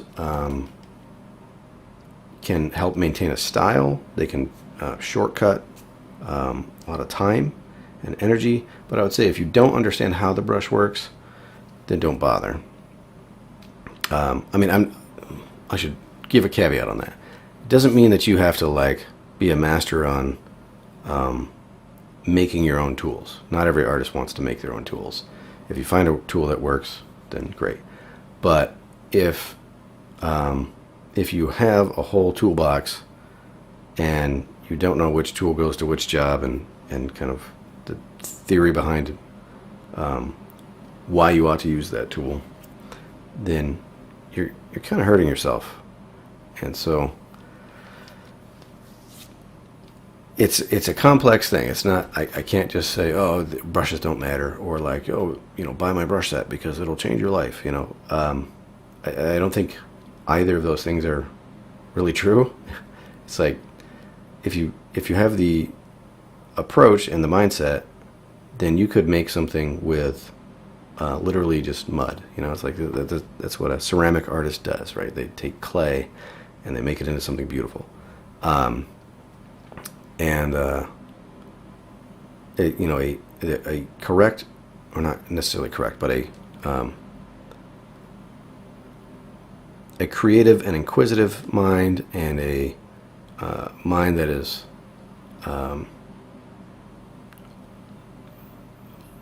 actively kind of looking for new methods and new ways to exploit a medium and new ways to think about something. That mind is going to create stuff with whatever tools it has. And then if you can develop tools that make a lot of those processes faster for yourself, then you'll go farther faster. The only thing I would say with that, though, is that I shouldn't say the only thing. And an additional thing that I would say to that end is that tools will end up having a certain hallmark to them, right? If you're painting digitally and you're using a certain set of brushes, it's gonna look like you're using that certain set of brushes. And if you're, you know, painting traditionally and you're painting in oil, it's probably gonna look like an oil painting. You know, if you're painting, or you're, you doing something in ceramics or something, then it's going to have those hallmarks, right? And so that is something that you can think about on multiple levels, right? So if those hallmarks have certain limitations, then those limitations are built into what you're doing. And so anyway, that's why I, kind of cut that short. But that is the reason that I so often advocate for people to make their own brushes, make their own tools. And I know it's not for everyone. People don't geek out the same way on everything. But again, I don't want to promise another thing that I'm not going to do anytime soon.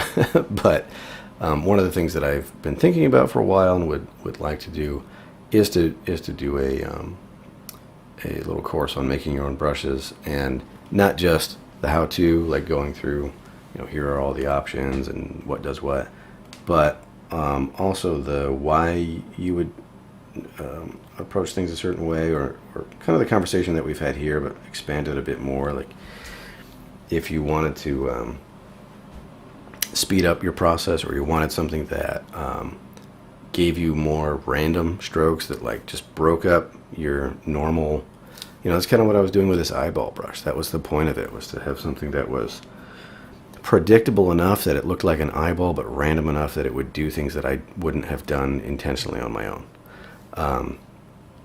Right, so that was made to introduce chaos to my work, a controlled chaos.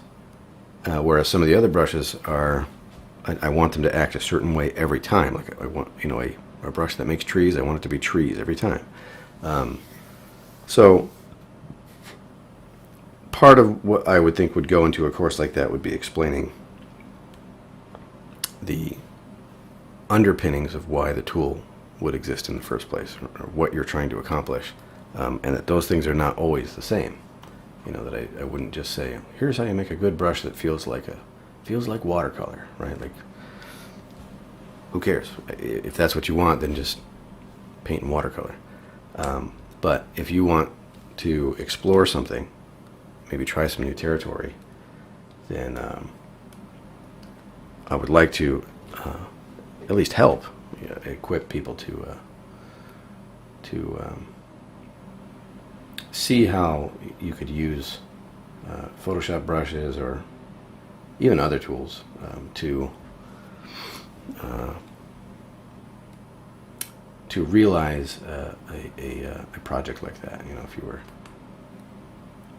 okay, well, I guess I'll leave it at that. I think that makes sense. I don't want to talk in circles. But yeah, that's something that I would like to do at some point. Build out a course like that. Maybe not a course, maybe just a little video. But it would be a how-to and a kind of tool building philosophy.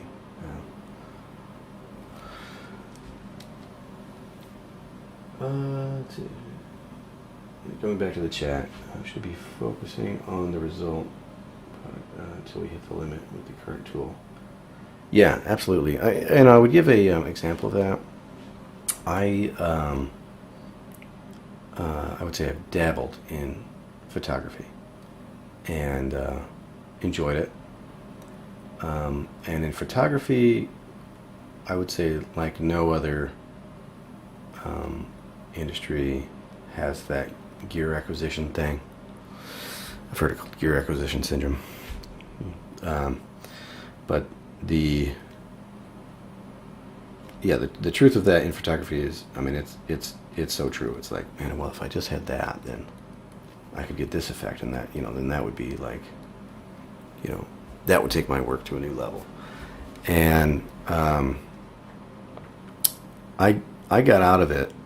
So I was doing it a little bit for like a nonprofit. I was doing some marketing type stuff with them, and documenting things, and that was a lot of fun. And then I was doing it a little bit for my own work. I geeked out on it for a little bit. It's a fun thing. So You know, you're seeing how far you can push it. And then I started doing a little bit of commercial work with it, and eventually decided that that's really not what I wanted to do. I would much rather focus on the painting and that kind of stuff. So I sold the gear, and yeah. So through that time, I had picked up a bunch of gear. I'd done a bunch of research. I'd like just really got into, I guess you'd say, the gear acquisition thing, where you just feel like, well, the next best thing is going to help me out, and it wasn't all bad, but I would say that years later, I went and bought a camera, and I was going for the absolute cheapest thing that had the functionality of the things that I wanted, things that I knew that I could use, and I don't think that I'm getting any worse results with a camera that's a fraction of the price. And full, given the caveat that I don't feel like I'm a photographer. I'm much more of a painter than a photographer. When I get behind the camera, I get frustrated because I want to just like fix things. Like I want to just like paint something in that I think should be there. And that's, I know you can Photoshop it and do stuff in Lightroom and whatever, but that kind of bothers me. Like I'd rather just like get it in the camera, because I feel like that's the point of that medium rather than painting. But anyway, all that to say that I tell that story, and or at least tell that kind of background, but I certainly do not think of myself as a I'm not saying that I get great results with a cheap camera. I'm saying I get the same results because I had enough experience to see what I was doing with that, and that the gear itself, yeah, there are a couple limitations, but they're really minimal compared to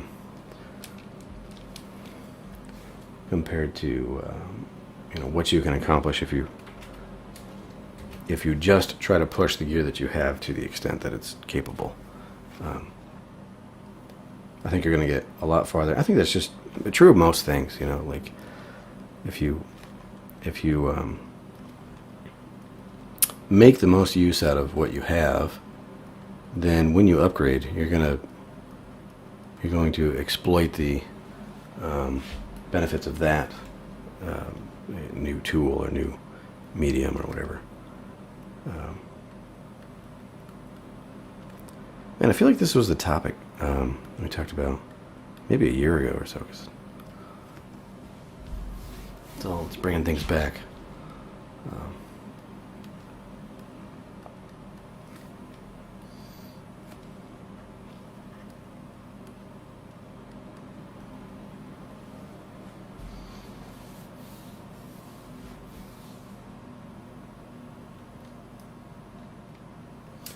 Just going back to the chat.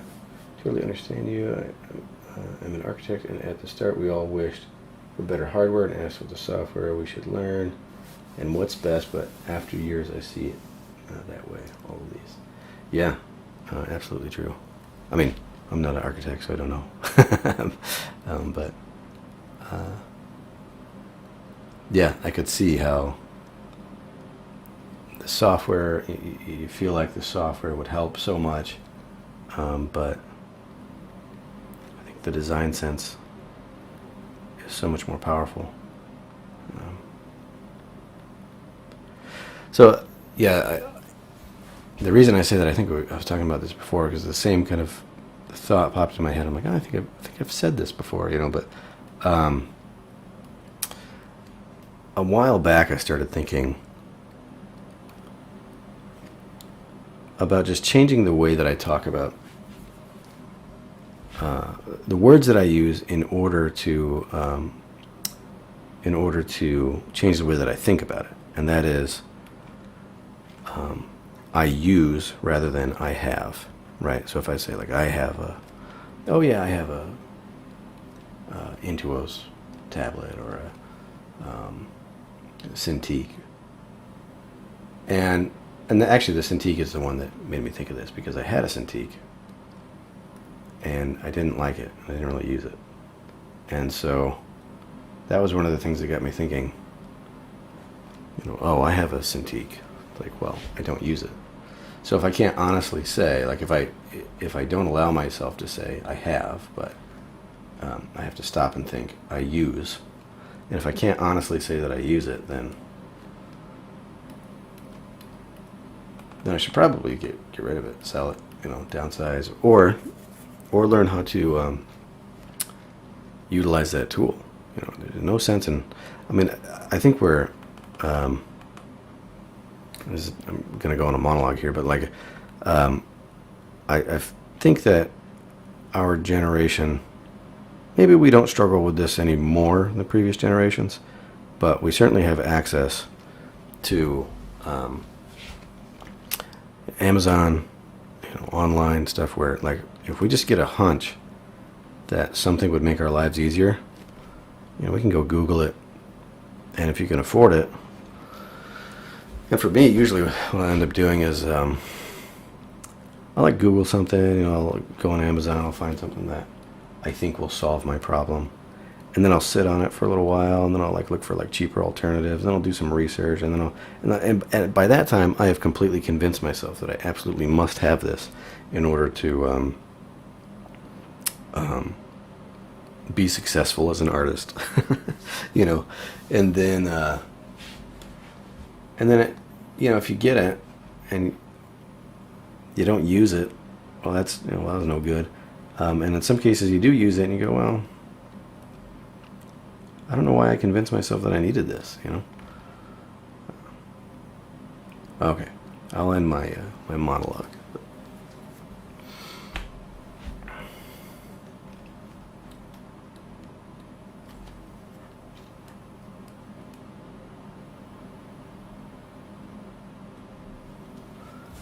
Let's see, do we want to make this coat a certain color so that stands out? Maybe like a yellow.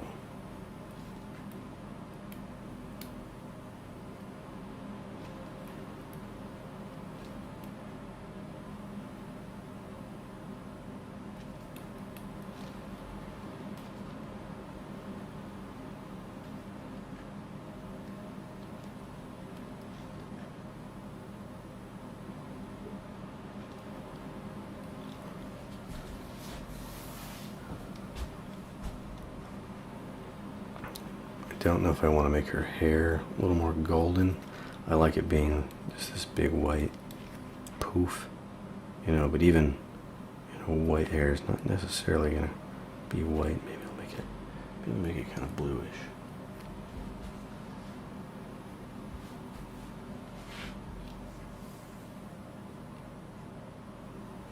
I just reminded you of Fight Club. Why is that? Talking to myself? Oh boy.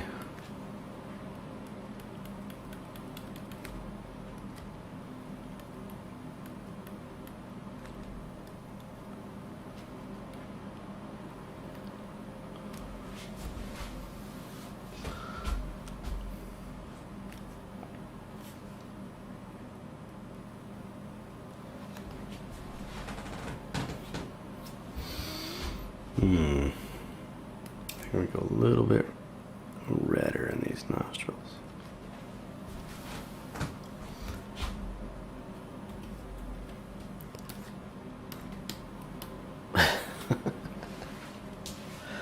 Oh man. Sometimes I amuse myself.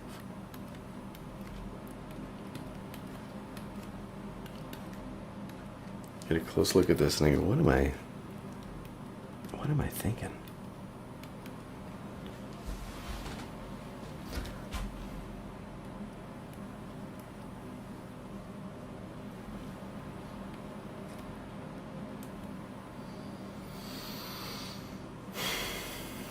Okay. Well, let's see. Maybe we want to add a little something in the eyes.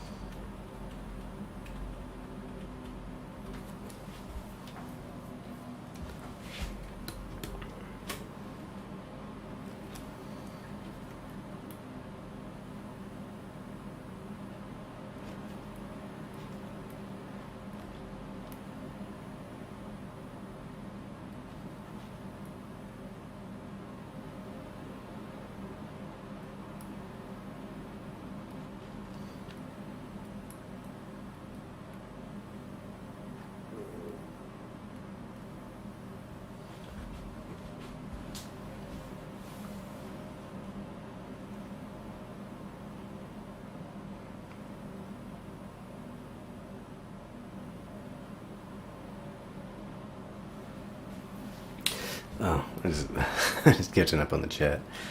It's been a long time since I've seen Fight Club. It's been many, many years. It's because of how consuming has become so easy, and that's the answer to all our problems. Yeah, I really do feel like I've fallen into that trap of just like, I need to buy something to make this thing work for me, or to make me happier or something. You know what I mean? I mean, I don't believe, like intellectually, I don't believe that it'll make me happier.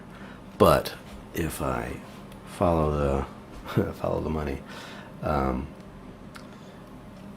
just ask yourself, like, how do I behave? You know, if I'm behaving in a way that says, oh, you think that this will solve your problems when you buy a whatever tool off of Amazon.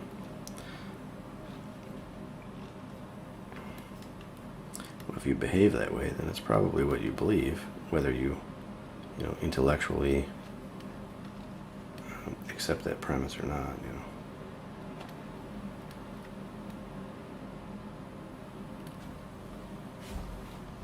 Let's see. I think I'm gonna make that a little more evened out there. I don't want that to be too.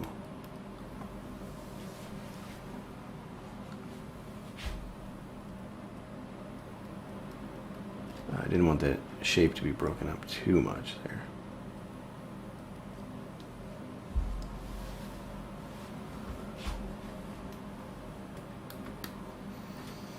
This guy over here, he's a nice guy. Let's paint him green.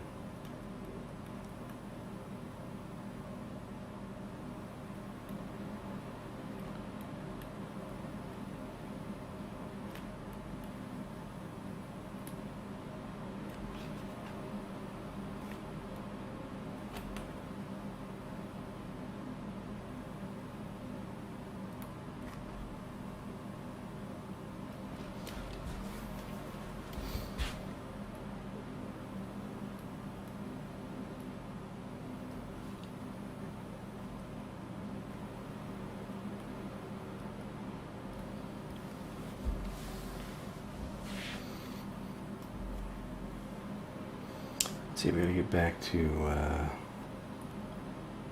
this color. I'm not really quite sure what I had there. I think I was going kind of softly on it. I'm gonna get this just there so that I'll complete that shirt. This fella, what are you gonna be? What do you want to be when you grow up? Blue?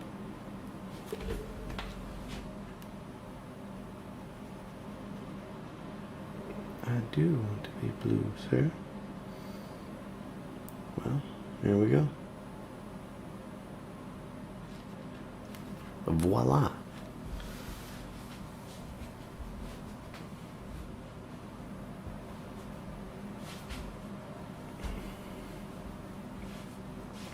Just checking out the chat. Morris says, I don't really desire it like such, but I just don't like being ripped off. I was never really a material person. Yeah, I never thought of myself as a material person, but the more I catch myself buying things on Amazon to, I don't know why I hate Amazon so much, but I just catch myself like getting into these modes of like, oh well, gotta get this thing so that it'll solve this problem, and then I convince myself that it will solve a problem, and then usually it doesn't, you know. And so that's telling me, like, okay, even though I thought I wasn't acting, thinking a certain way, it seems like I'm really paying attention to myself. Maybe I am, you know. Just calling it something else, you know. You know, an example of that actually is I will do things. So I separate my business account from my personal account, even though as far as the, taxes, finances, all that kind of stuff for freelancing is concerned, it's not really, they don't really care if it's separate, but I keep those accounts separate because I want to think about them as separate things. I want to think about my home needs and finances and all that stuff as one thing, and the art business and tools is another thing. And I think that's a good thing. However, I think that when it comes to work stuff, I'm much more willing to get that upgraded tool, try that new thing, and I think there's a place for that. I think you kind of have to be updated with things, but it's interesting how it's like just putting on a different hat, will change the way that I behave about things. And so that's something that's, I don't know why I find these things interesting. I find it interesting to just pay attention to yourself. Pay attention to well, why did I do that? Why did I say one thing and maybe act another way? It's like, I think you should pay attention to those things. It's saying something, whether you want it to or not. Anyway, that's just me.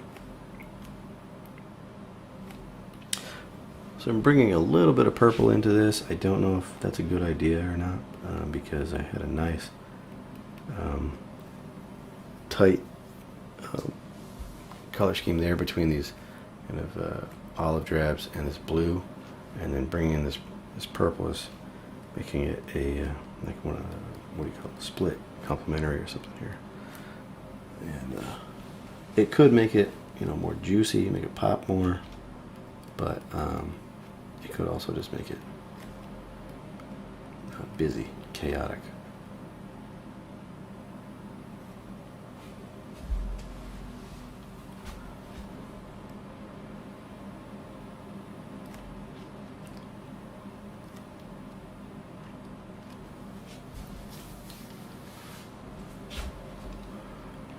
Make the lips that color maybe.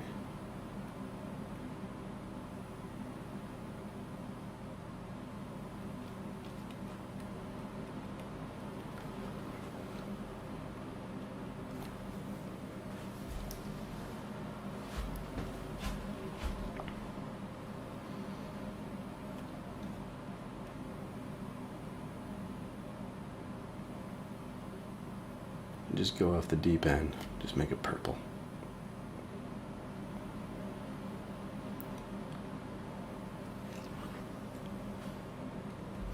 I do like, I don't think I'll stick with that, but I do like how it separates those shapes, so they're not just a form change, but it's just completely different shape on the canvas.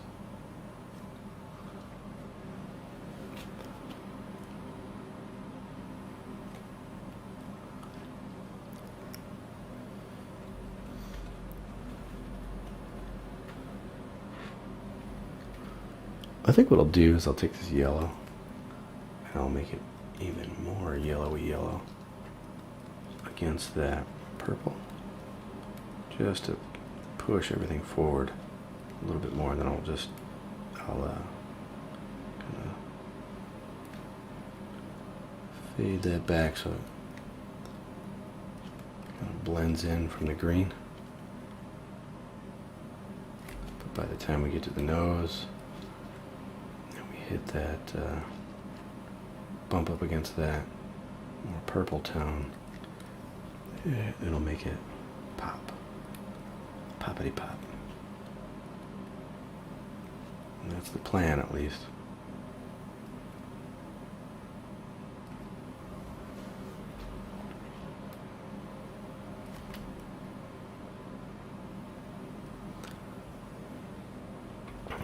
Maybe if I say it louder, it'll sound like I know what I'm talking about. All right, let's see. I think this guy needs to be redder. I like where it's going, but it's really got to get there. Come on, let's go. Just easing into it, but now that I see it, it must be done.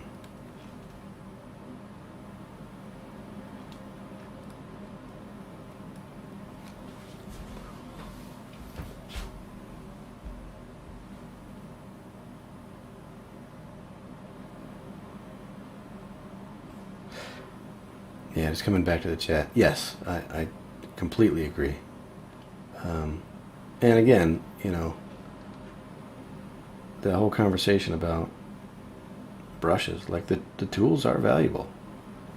It's no joke. It's not like it's not like it means nothing. It's just, it's not the most important thing up front. In fact, it's not the most important thing really at any point. But just because it's not the most important doesn't mean that it's not important. It does become important. Man, that just sounds like I circled around something. It's important, it's not important. It is important, it is not on the top of the priority list. There. All that could have been said in those 2 sentences.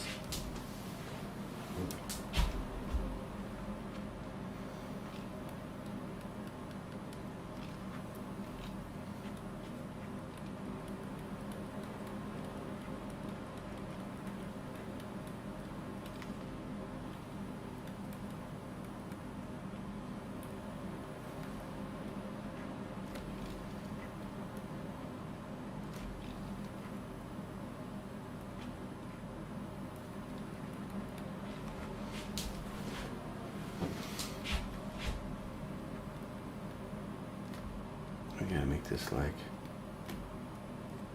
really pale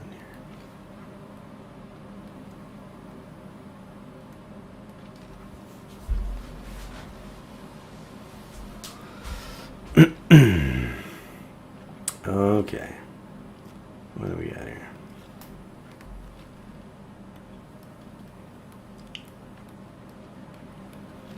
We need to kind of bring this, dial this back. Maybe we went a little too far with that blue hair.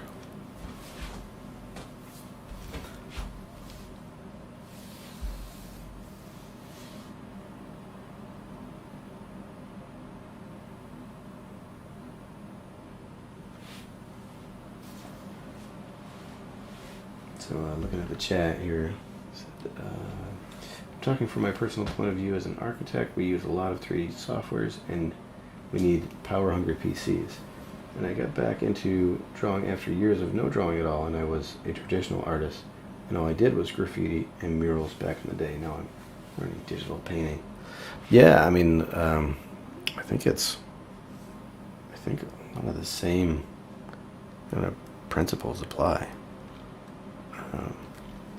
It's just a new tool set. It is an interesting generation now where you could start digitally. That's I don't think that's insignificant. I think there's something to that that over time we'll probably start to learn about. We'll start to learn how that affects our development as not just as artists, but just as people. I think it will have an impact. Yeah, I started as a kid with just like drawing, pencils, crayons, all that kind of stuff. And got into digital work in my teens. And that's actually a lot of it really wasn't even drawing necessarily. I got in from modding, and I've told this before, but basically, I think that I got in to digital art at a time where it was just kind of starting to turn, where there was some content online that you could find to like learn, but they were kind of like tighter communities. You know, you'd have to find a forum or something. It wasn't like, there was no YouTube at the time, right? And so I think I got into this weird time where like, it was right on that transition of where you could have learned art completely digitally before doing traditional. And I was like right on that edge where I was doing some stuff with markers and pencils, but simultaneously, painting digitally. And so I learned all of the coloring, all that stuff was digital. And so I kind of had to backtrack when I came to learn oil painting. It was like, I'm thinking of it almost theoretically from the digital point of view, where it's just how colors relate to each other, but not how to actually make those pigments on the canvas and how to make certain effects, So that was an interesting transition for me. And I still don't feel like, as far as digital, or as far as traditional stuff, I love it, but there's so many things that I'm like, okay, there's a way to accomplish this that has been probably trodden, that path has been trodden, well, I'd say 1,000, maybe several hundred years ago at least. And I'm not really discovering anything new there. It's just I need to do more study and see how it's been done.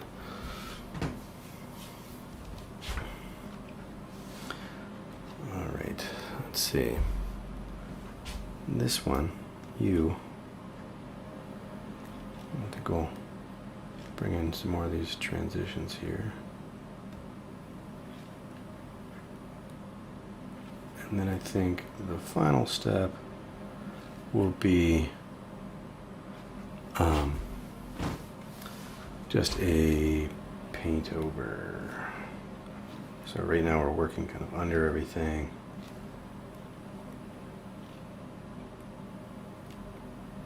And we'll just do a last step that's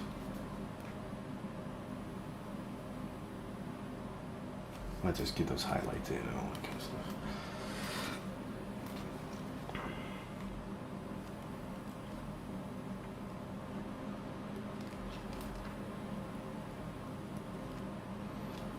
Alright, so here, any kind of line work that I've got, I can just kind of work that out. Color pick. And so this should kind of be the finish line for us. Let me zoom in a little bit. I'm not giving you guys a very good view on what I'm doing.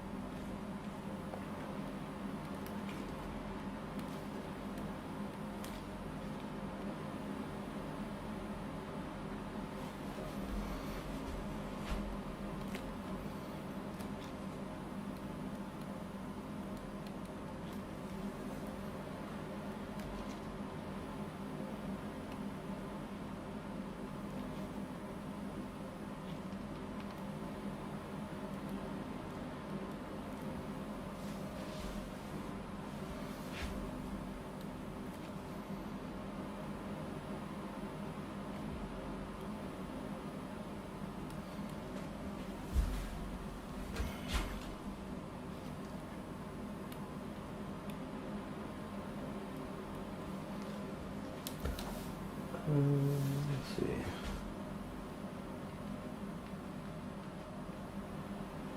Going back to the chat, the switch was very hard, and at first I started collecting brushes as much as I can and thought that was the key. Now I use around 5 brushes. I'm trying to hit the limit with those. Yeah, I think that's probably right. And it also depends what your, kind of work that you're doing.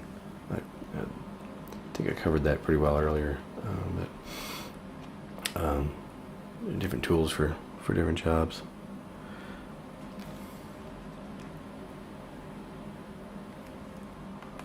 Let's see, do I want a shadow there?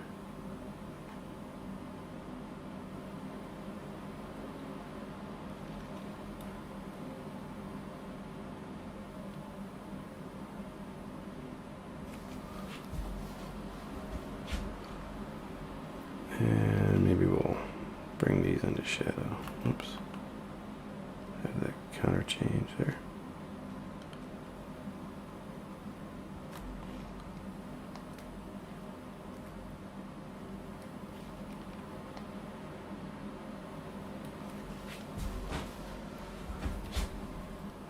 Let's see, do we want bring that light value in there?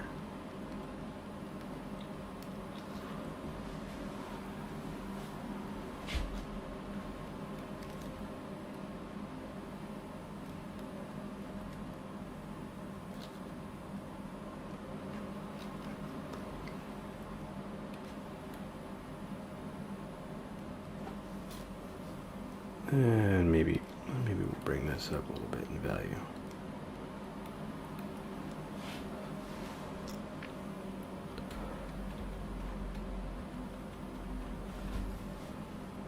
Let's shift this over.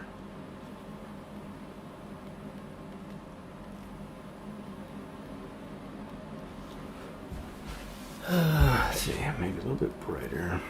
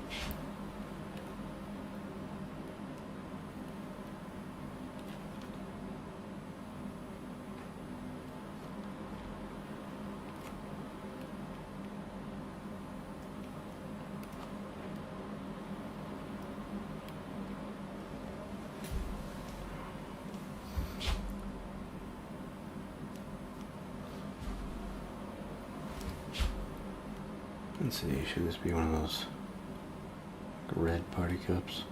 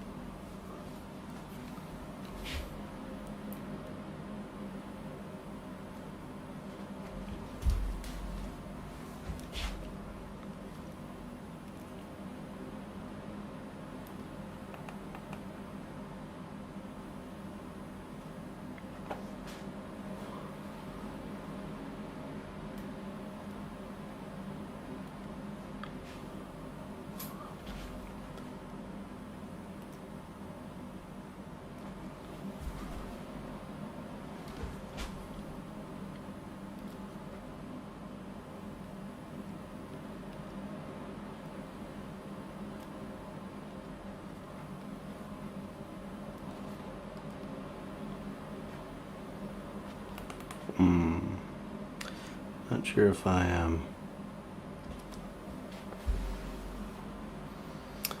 making that worse.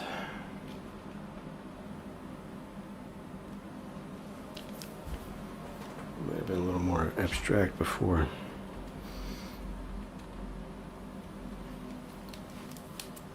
I think this has probably got to shift over that shadow.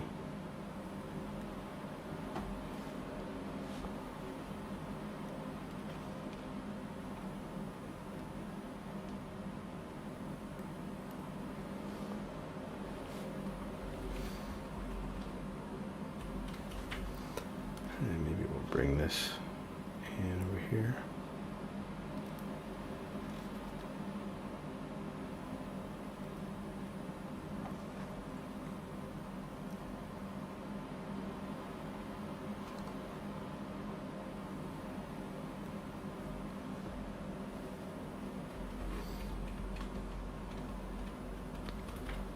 And maybe we'll just homogenize all that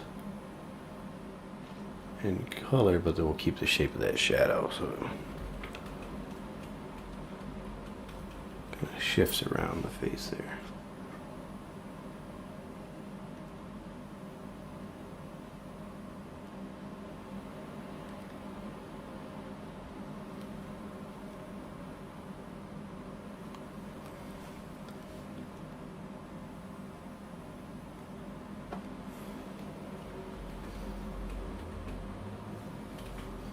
And I think this has got to come up higher if we're going to do that.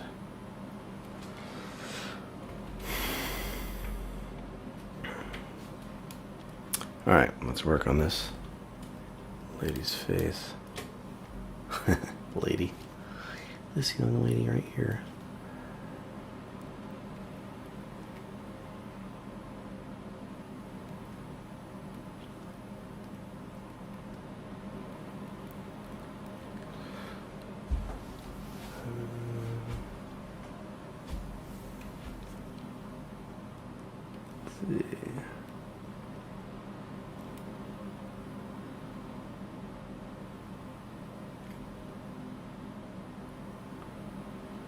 I want to give these eyes some shape, but then a little bit of reflection to them.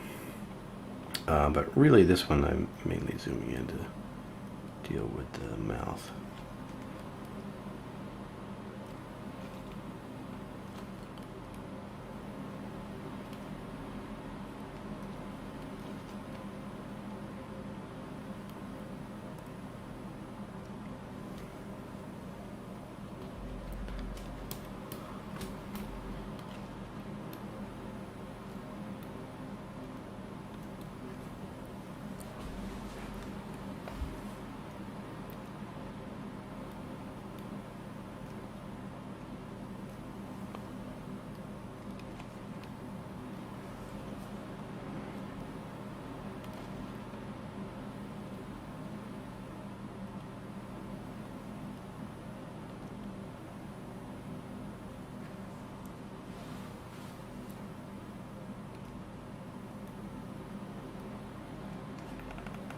Let's see.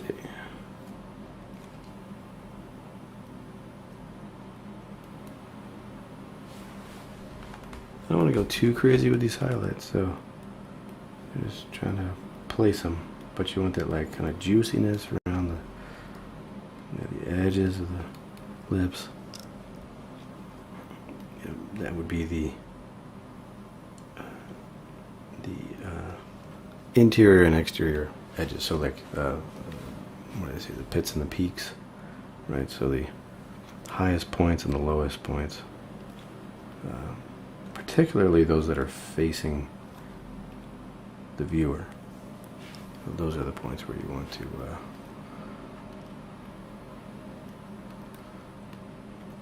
show that kind of juicy highlight.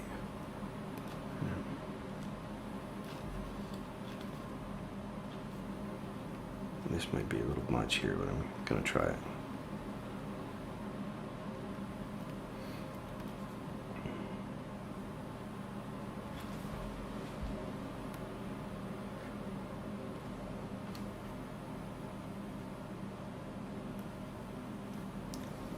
Alright, let's zoom out.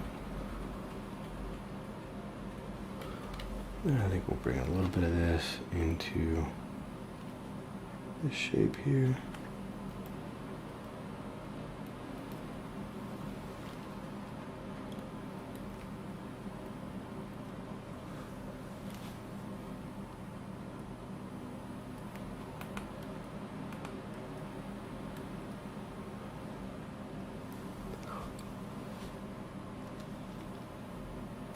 let's see, maybe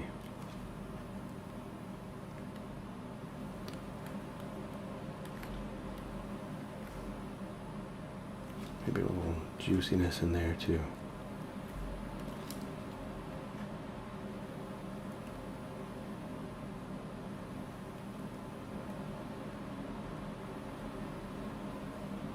I don't know. I kind of like the abstractness of it. You know, these kind of, those blend together, and then they have a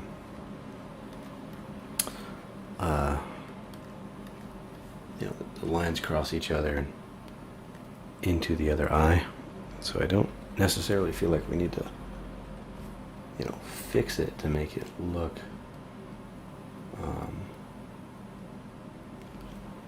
real or anything. I mean, this is obviously not real. So you get to get away with some things like that. But, you know, if we were to put maybe like some more of this skin tone, if that's what you want to call it, in here, you know, then that makes these eyes a little bit more, they're a little bit more inset into like a actual form rather than this just abstract thing going on.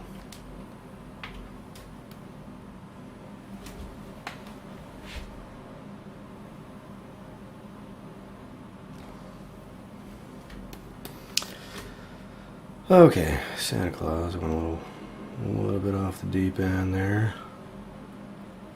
Sorry about that, everyone. Shield your children's eyes.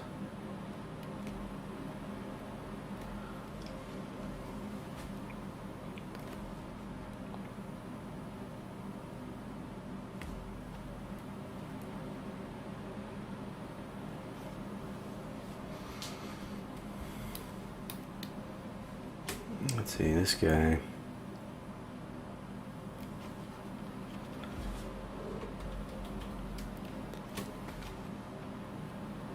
I like what's going on here. We're going to push this further.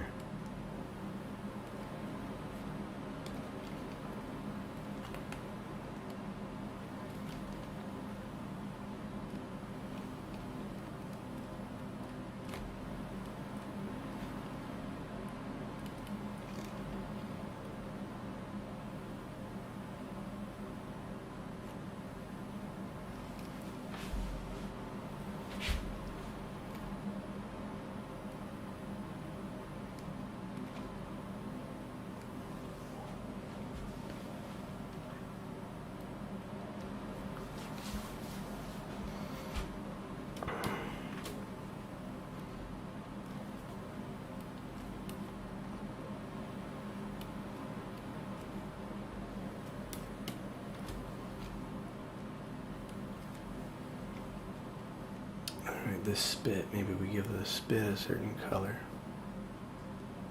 Maybe, well, we might have to stick with the blue. I don't know.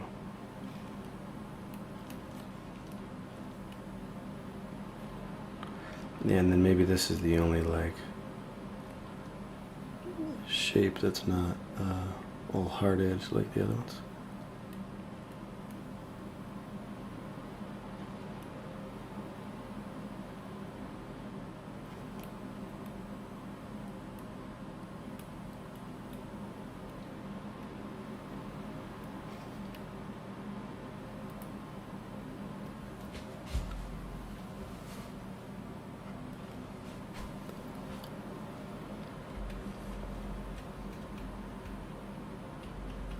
It's got to have some highlights though, for sure.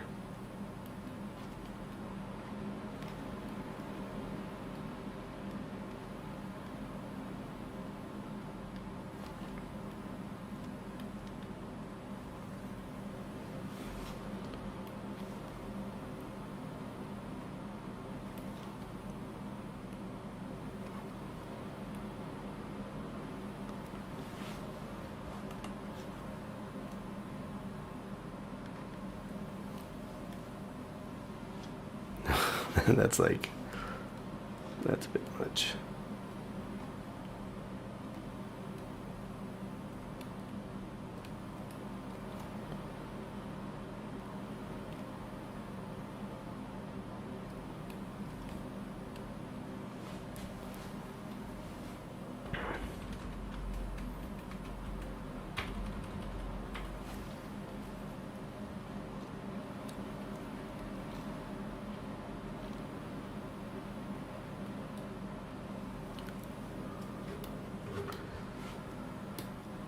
Okay.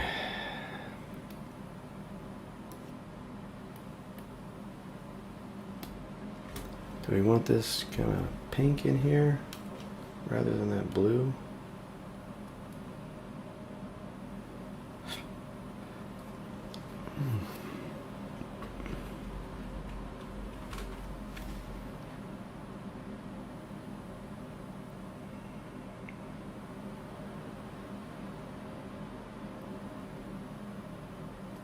Let's see.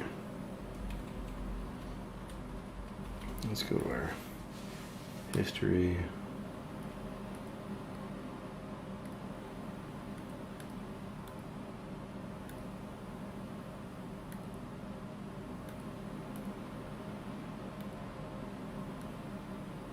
Yeah, I think we'll leave it blue.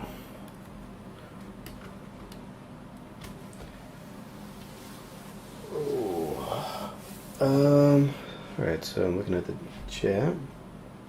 I remembered one last question. What's the color mode you are using? I was told to use Lab for better gradients and color mixing. I think I'm just using RGB. Let's see, image mode, RGB 8-bit. I could jump up higher, but I don't know. I rarely do.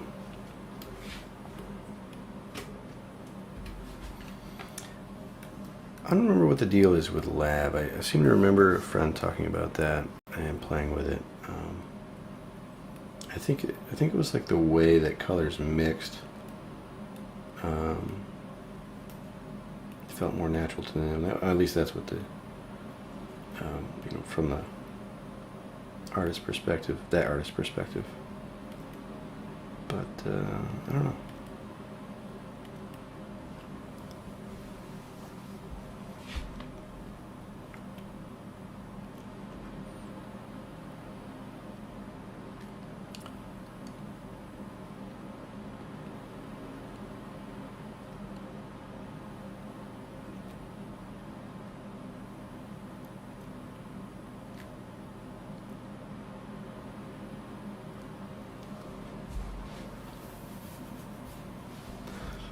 Alright, let's see. Do we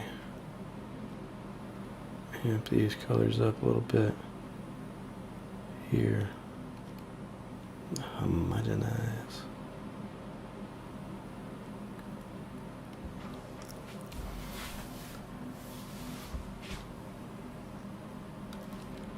Need to cut into this a little bit, maybe.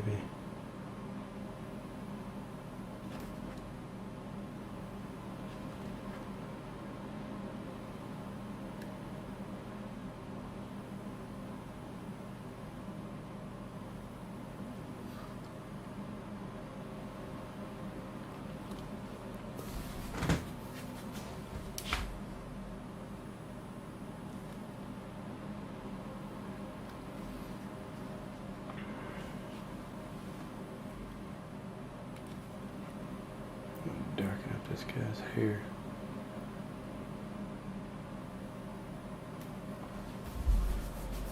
I don't know, I feel like that's gotta be like blue, like a true color. There.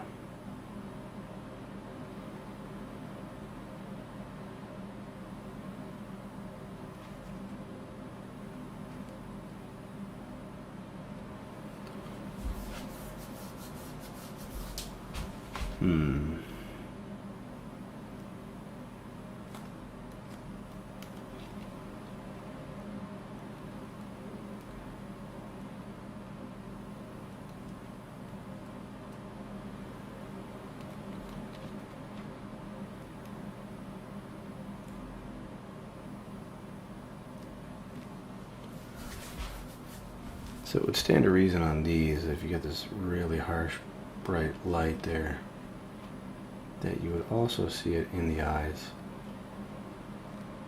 right? The kind of concavity of the pupil. No, not pupil, iris.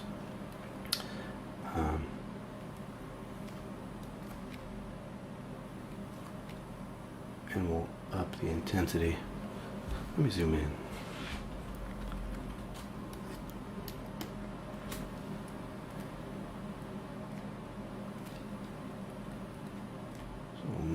fix the intensity right on the border between light and dark.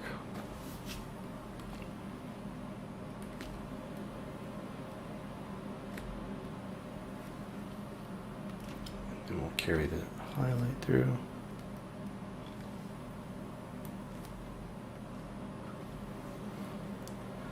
We'll zoom out here. Don't think I'll keep the top one, but I'm not even sure if I want, like, maybe if I bring this in here. Well, I guess that's fine. Those highlights are just reflections. This is a reflection of a light source. So if I really wanted to show a big light source up here, have this, sun or whatever. But I don't think that he would actually be staring directly at the sun. I mean, I guess we don't have to think logically about this. It is a blue lump with giant eyeballs. He could probably stare directly at the sun if that's what we decided he could do.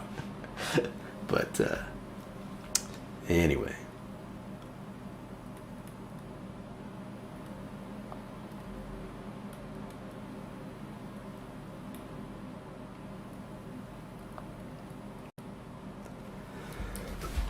Excuse me.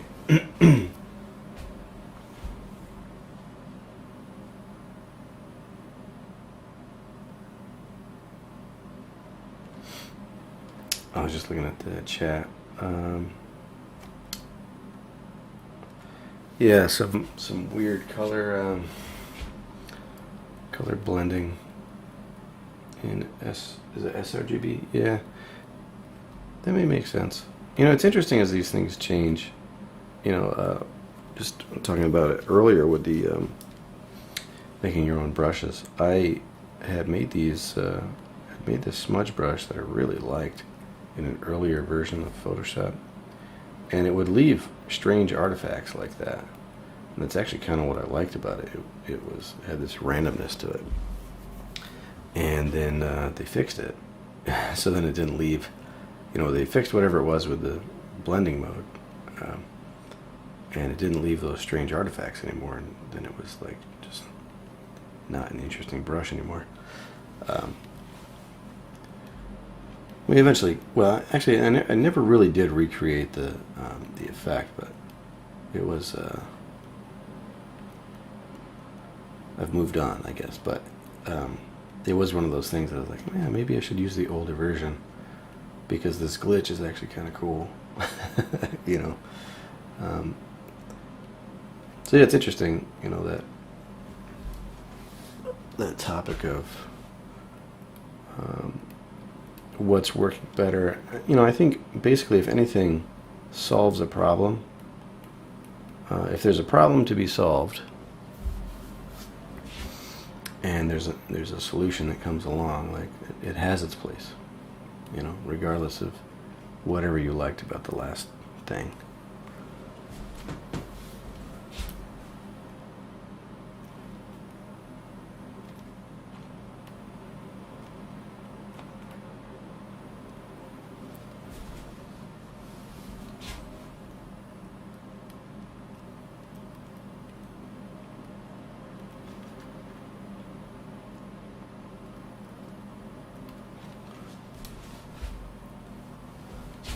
Let's see, I think I want to bring all this down in value as it turns the form there.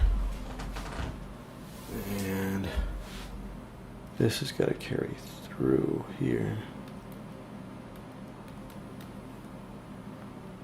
We'll take this value. So we'll take this this side, this angle. The light's hitting this way. And we're going to kind of echo that here.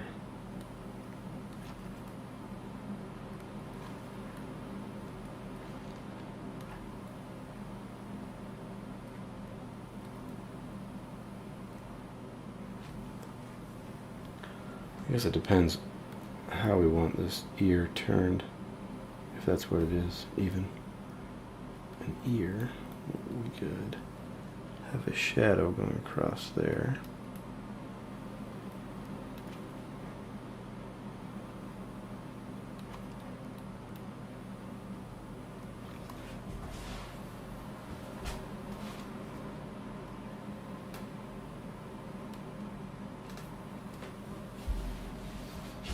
Now I'm rethinking this shape. I think whether it's turned out or turned kind of in towards us. I think it's going to be all right. All right, let's zoom out. See what we're looking at. Got some weird ones. Oh, Santa Claus, why?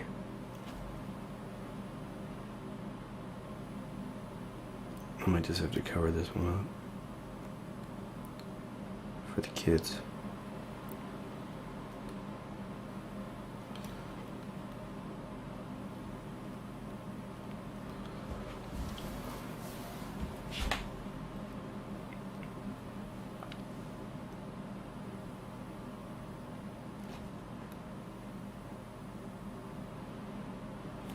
Make them blue.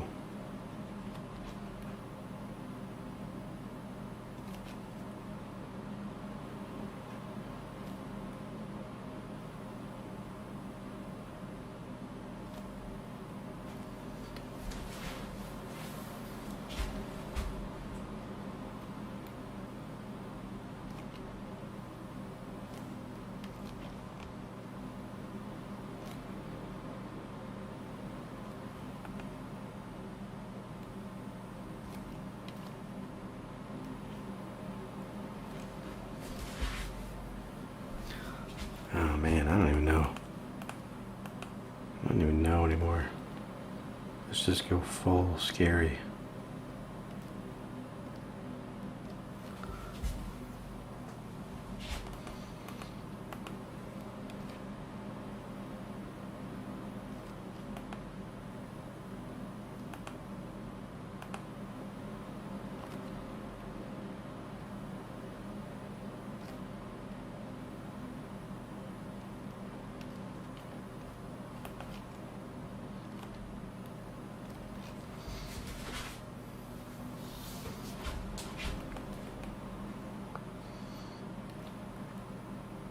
Okay, enough of that.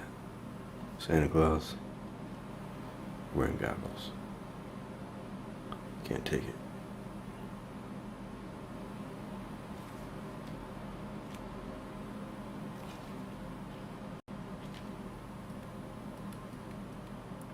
They're scaring all the children.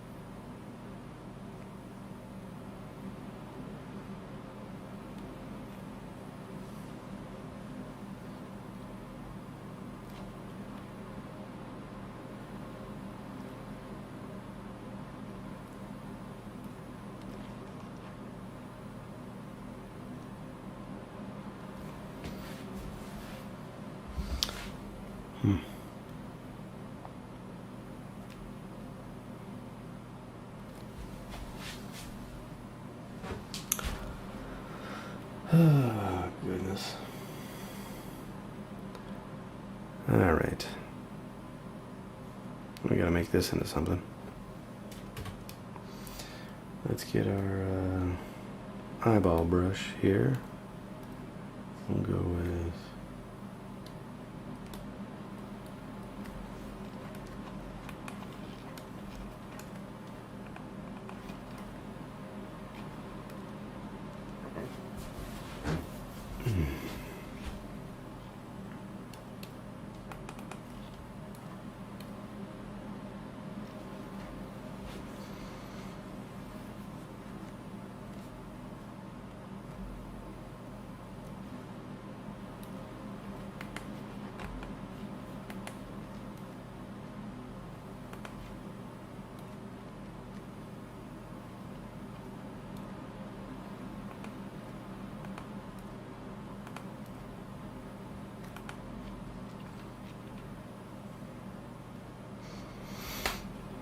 Hmm.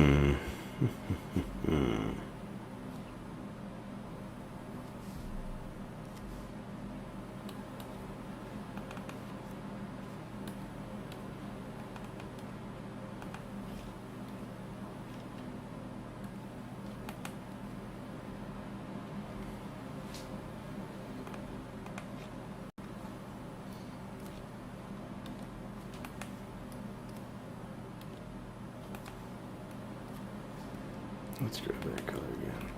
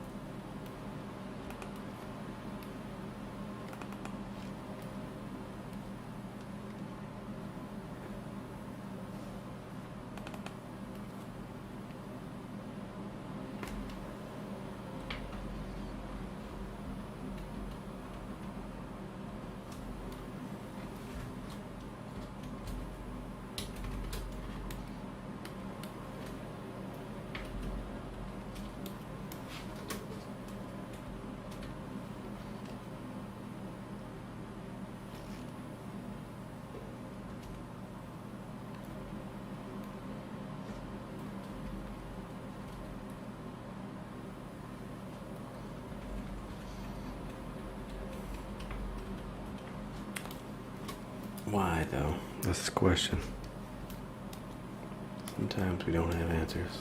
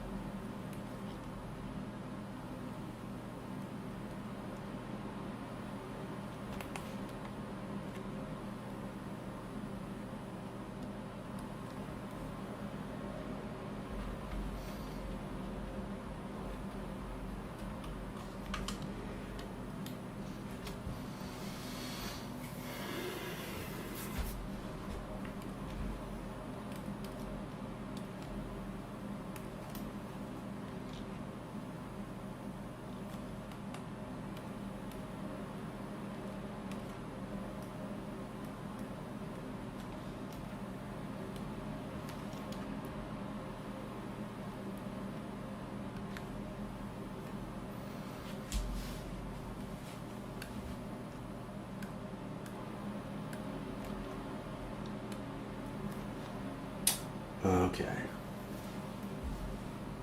Alright, so heading to the chat. Alright, you heading out for tonight? I'm actually wrapping up here myself. It's 1:30. What am I doing? Thanks for answering the questions. Yep, no problem. I'm happy to discuss and try to field some of those questions. And yeah, I hope you enjoyed, and have a good night.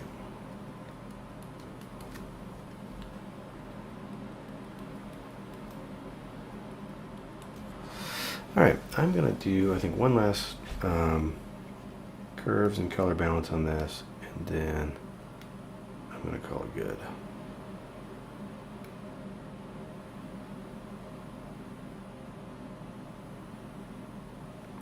And this is kind of a question. It's difficult with, you know, so many different drawings on the same page, but the question of what you compress together and what you separate. You know, so if you want to bring all your dark values together, or all your lights together, you're kind of pushing things around that way.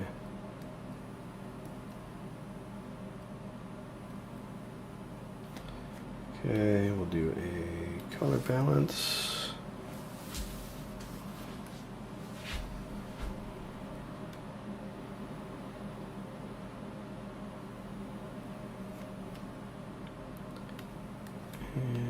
Let's see here.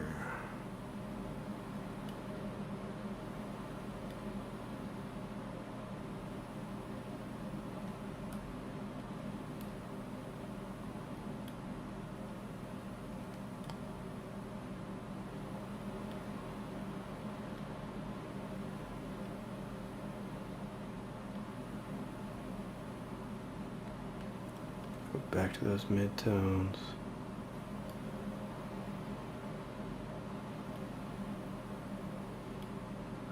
I like to see some of those reds in the mids. And we'll go to the shadows here and see if we can just get a little bit more. I'm going to go for the pop, you know, reds on blues. Where do we want to go? More for the warm tone all around. I think we'll go with the warm.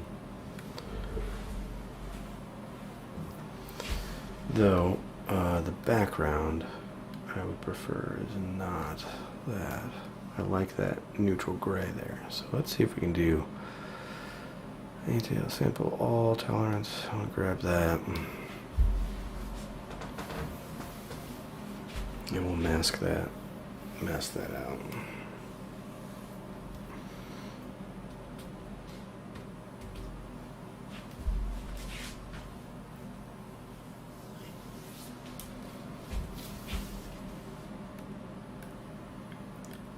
Oh, Santa Claus, why? This still bothers me, this whole Santa Claus thing. What in the world? What in the world?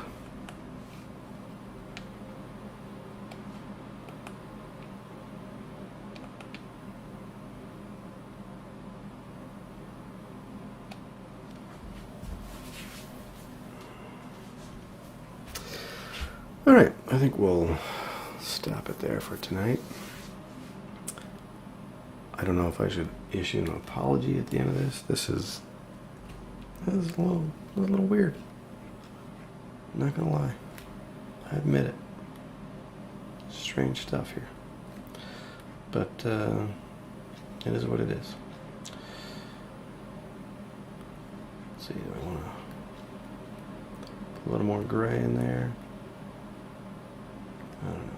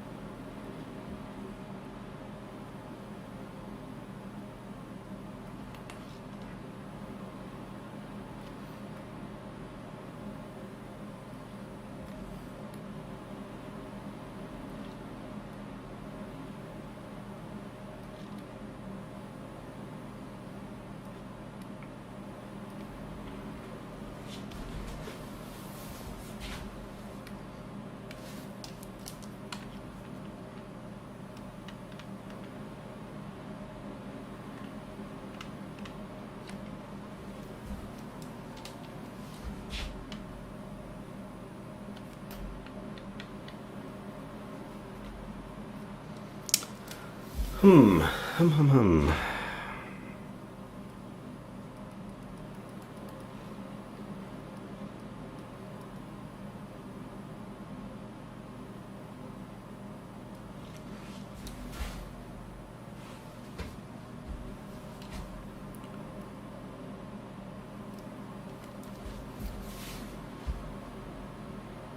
Okay, we should probably stop here. This is probably a good place to stop. Better now than never. Alright, so that's it for tonight. Got some strange stuff. Let's go full screen and I'll zoom in for you.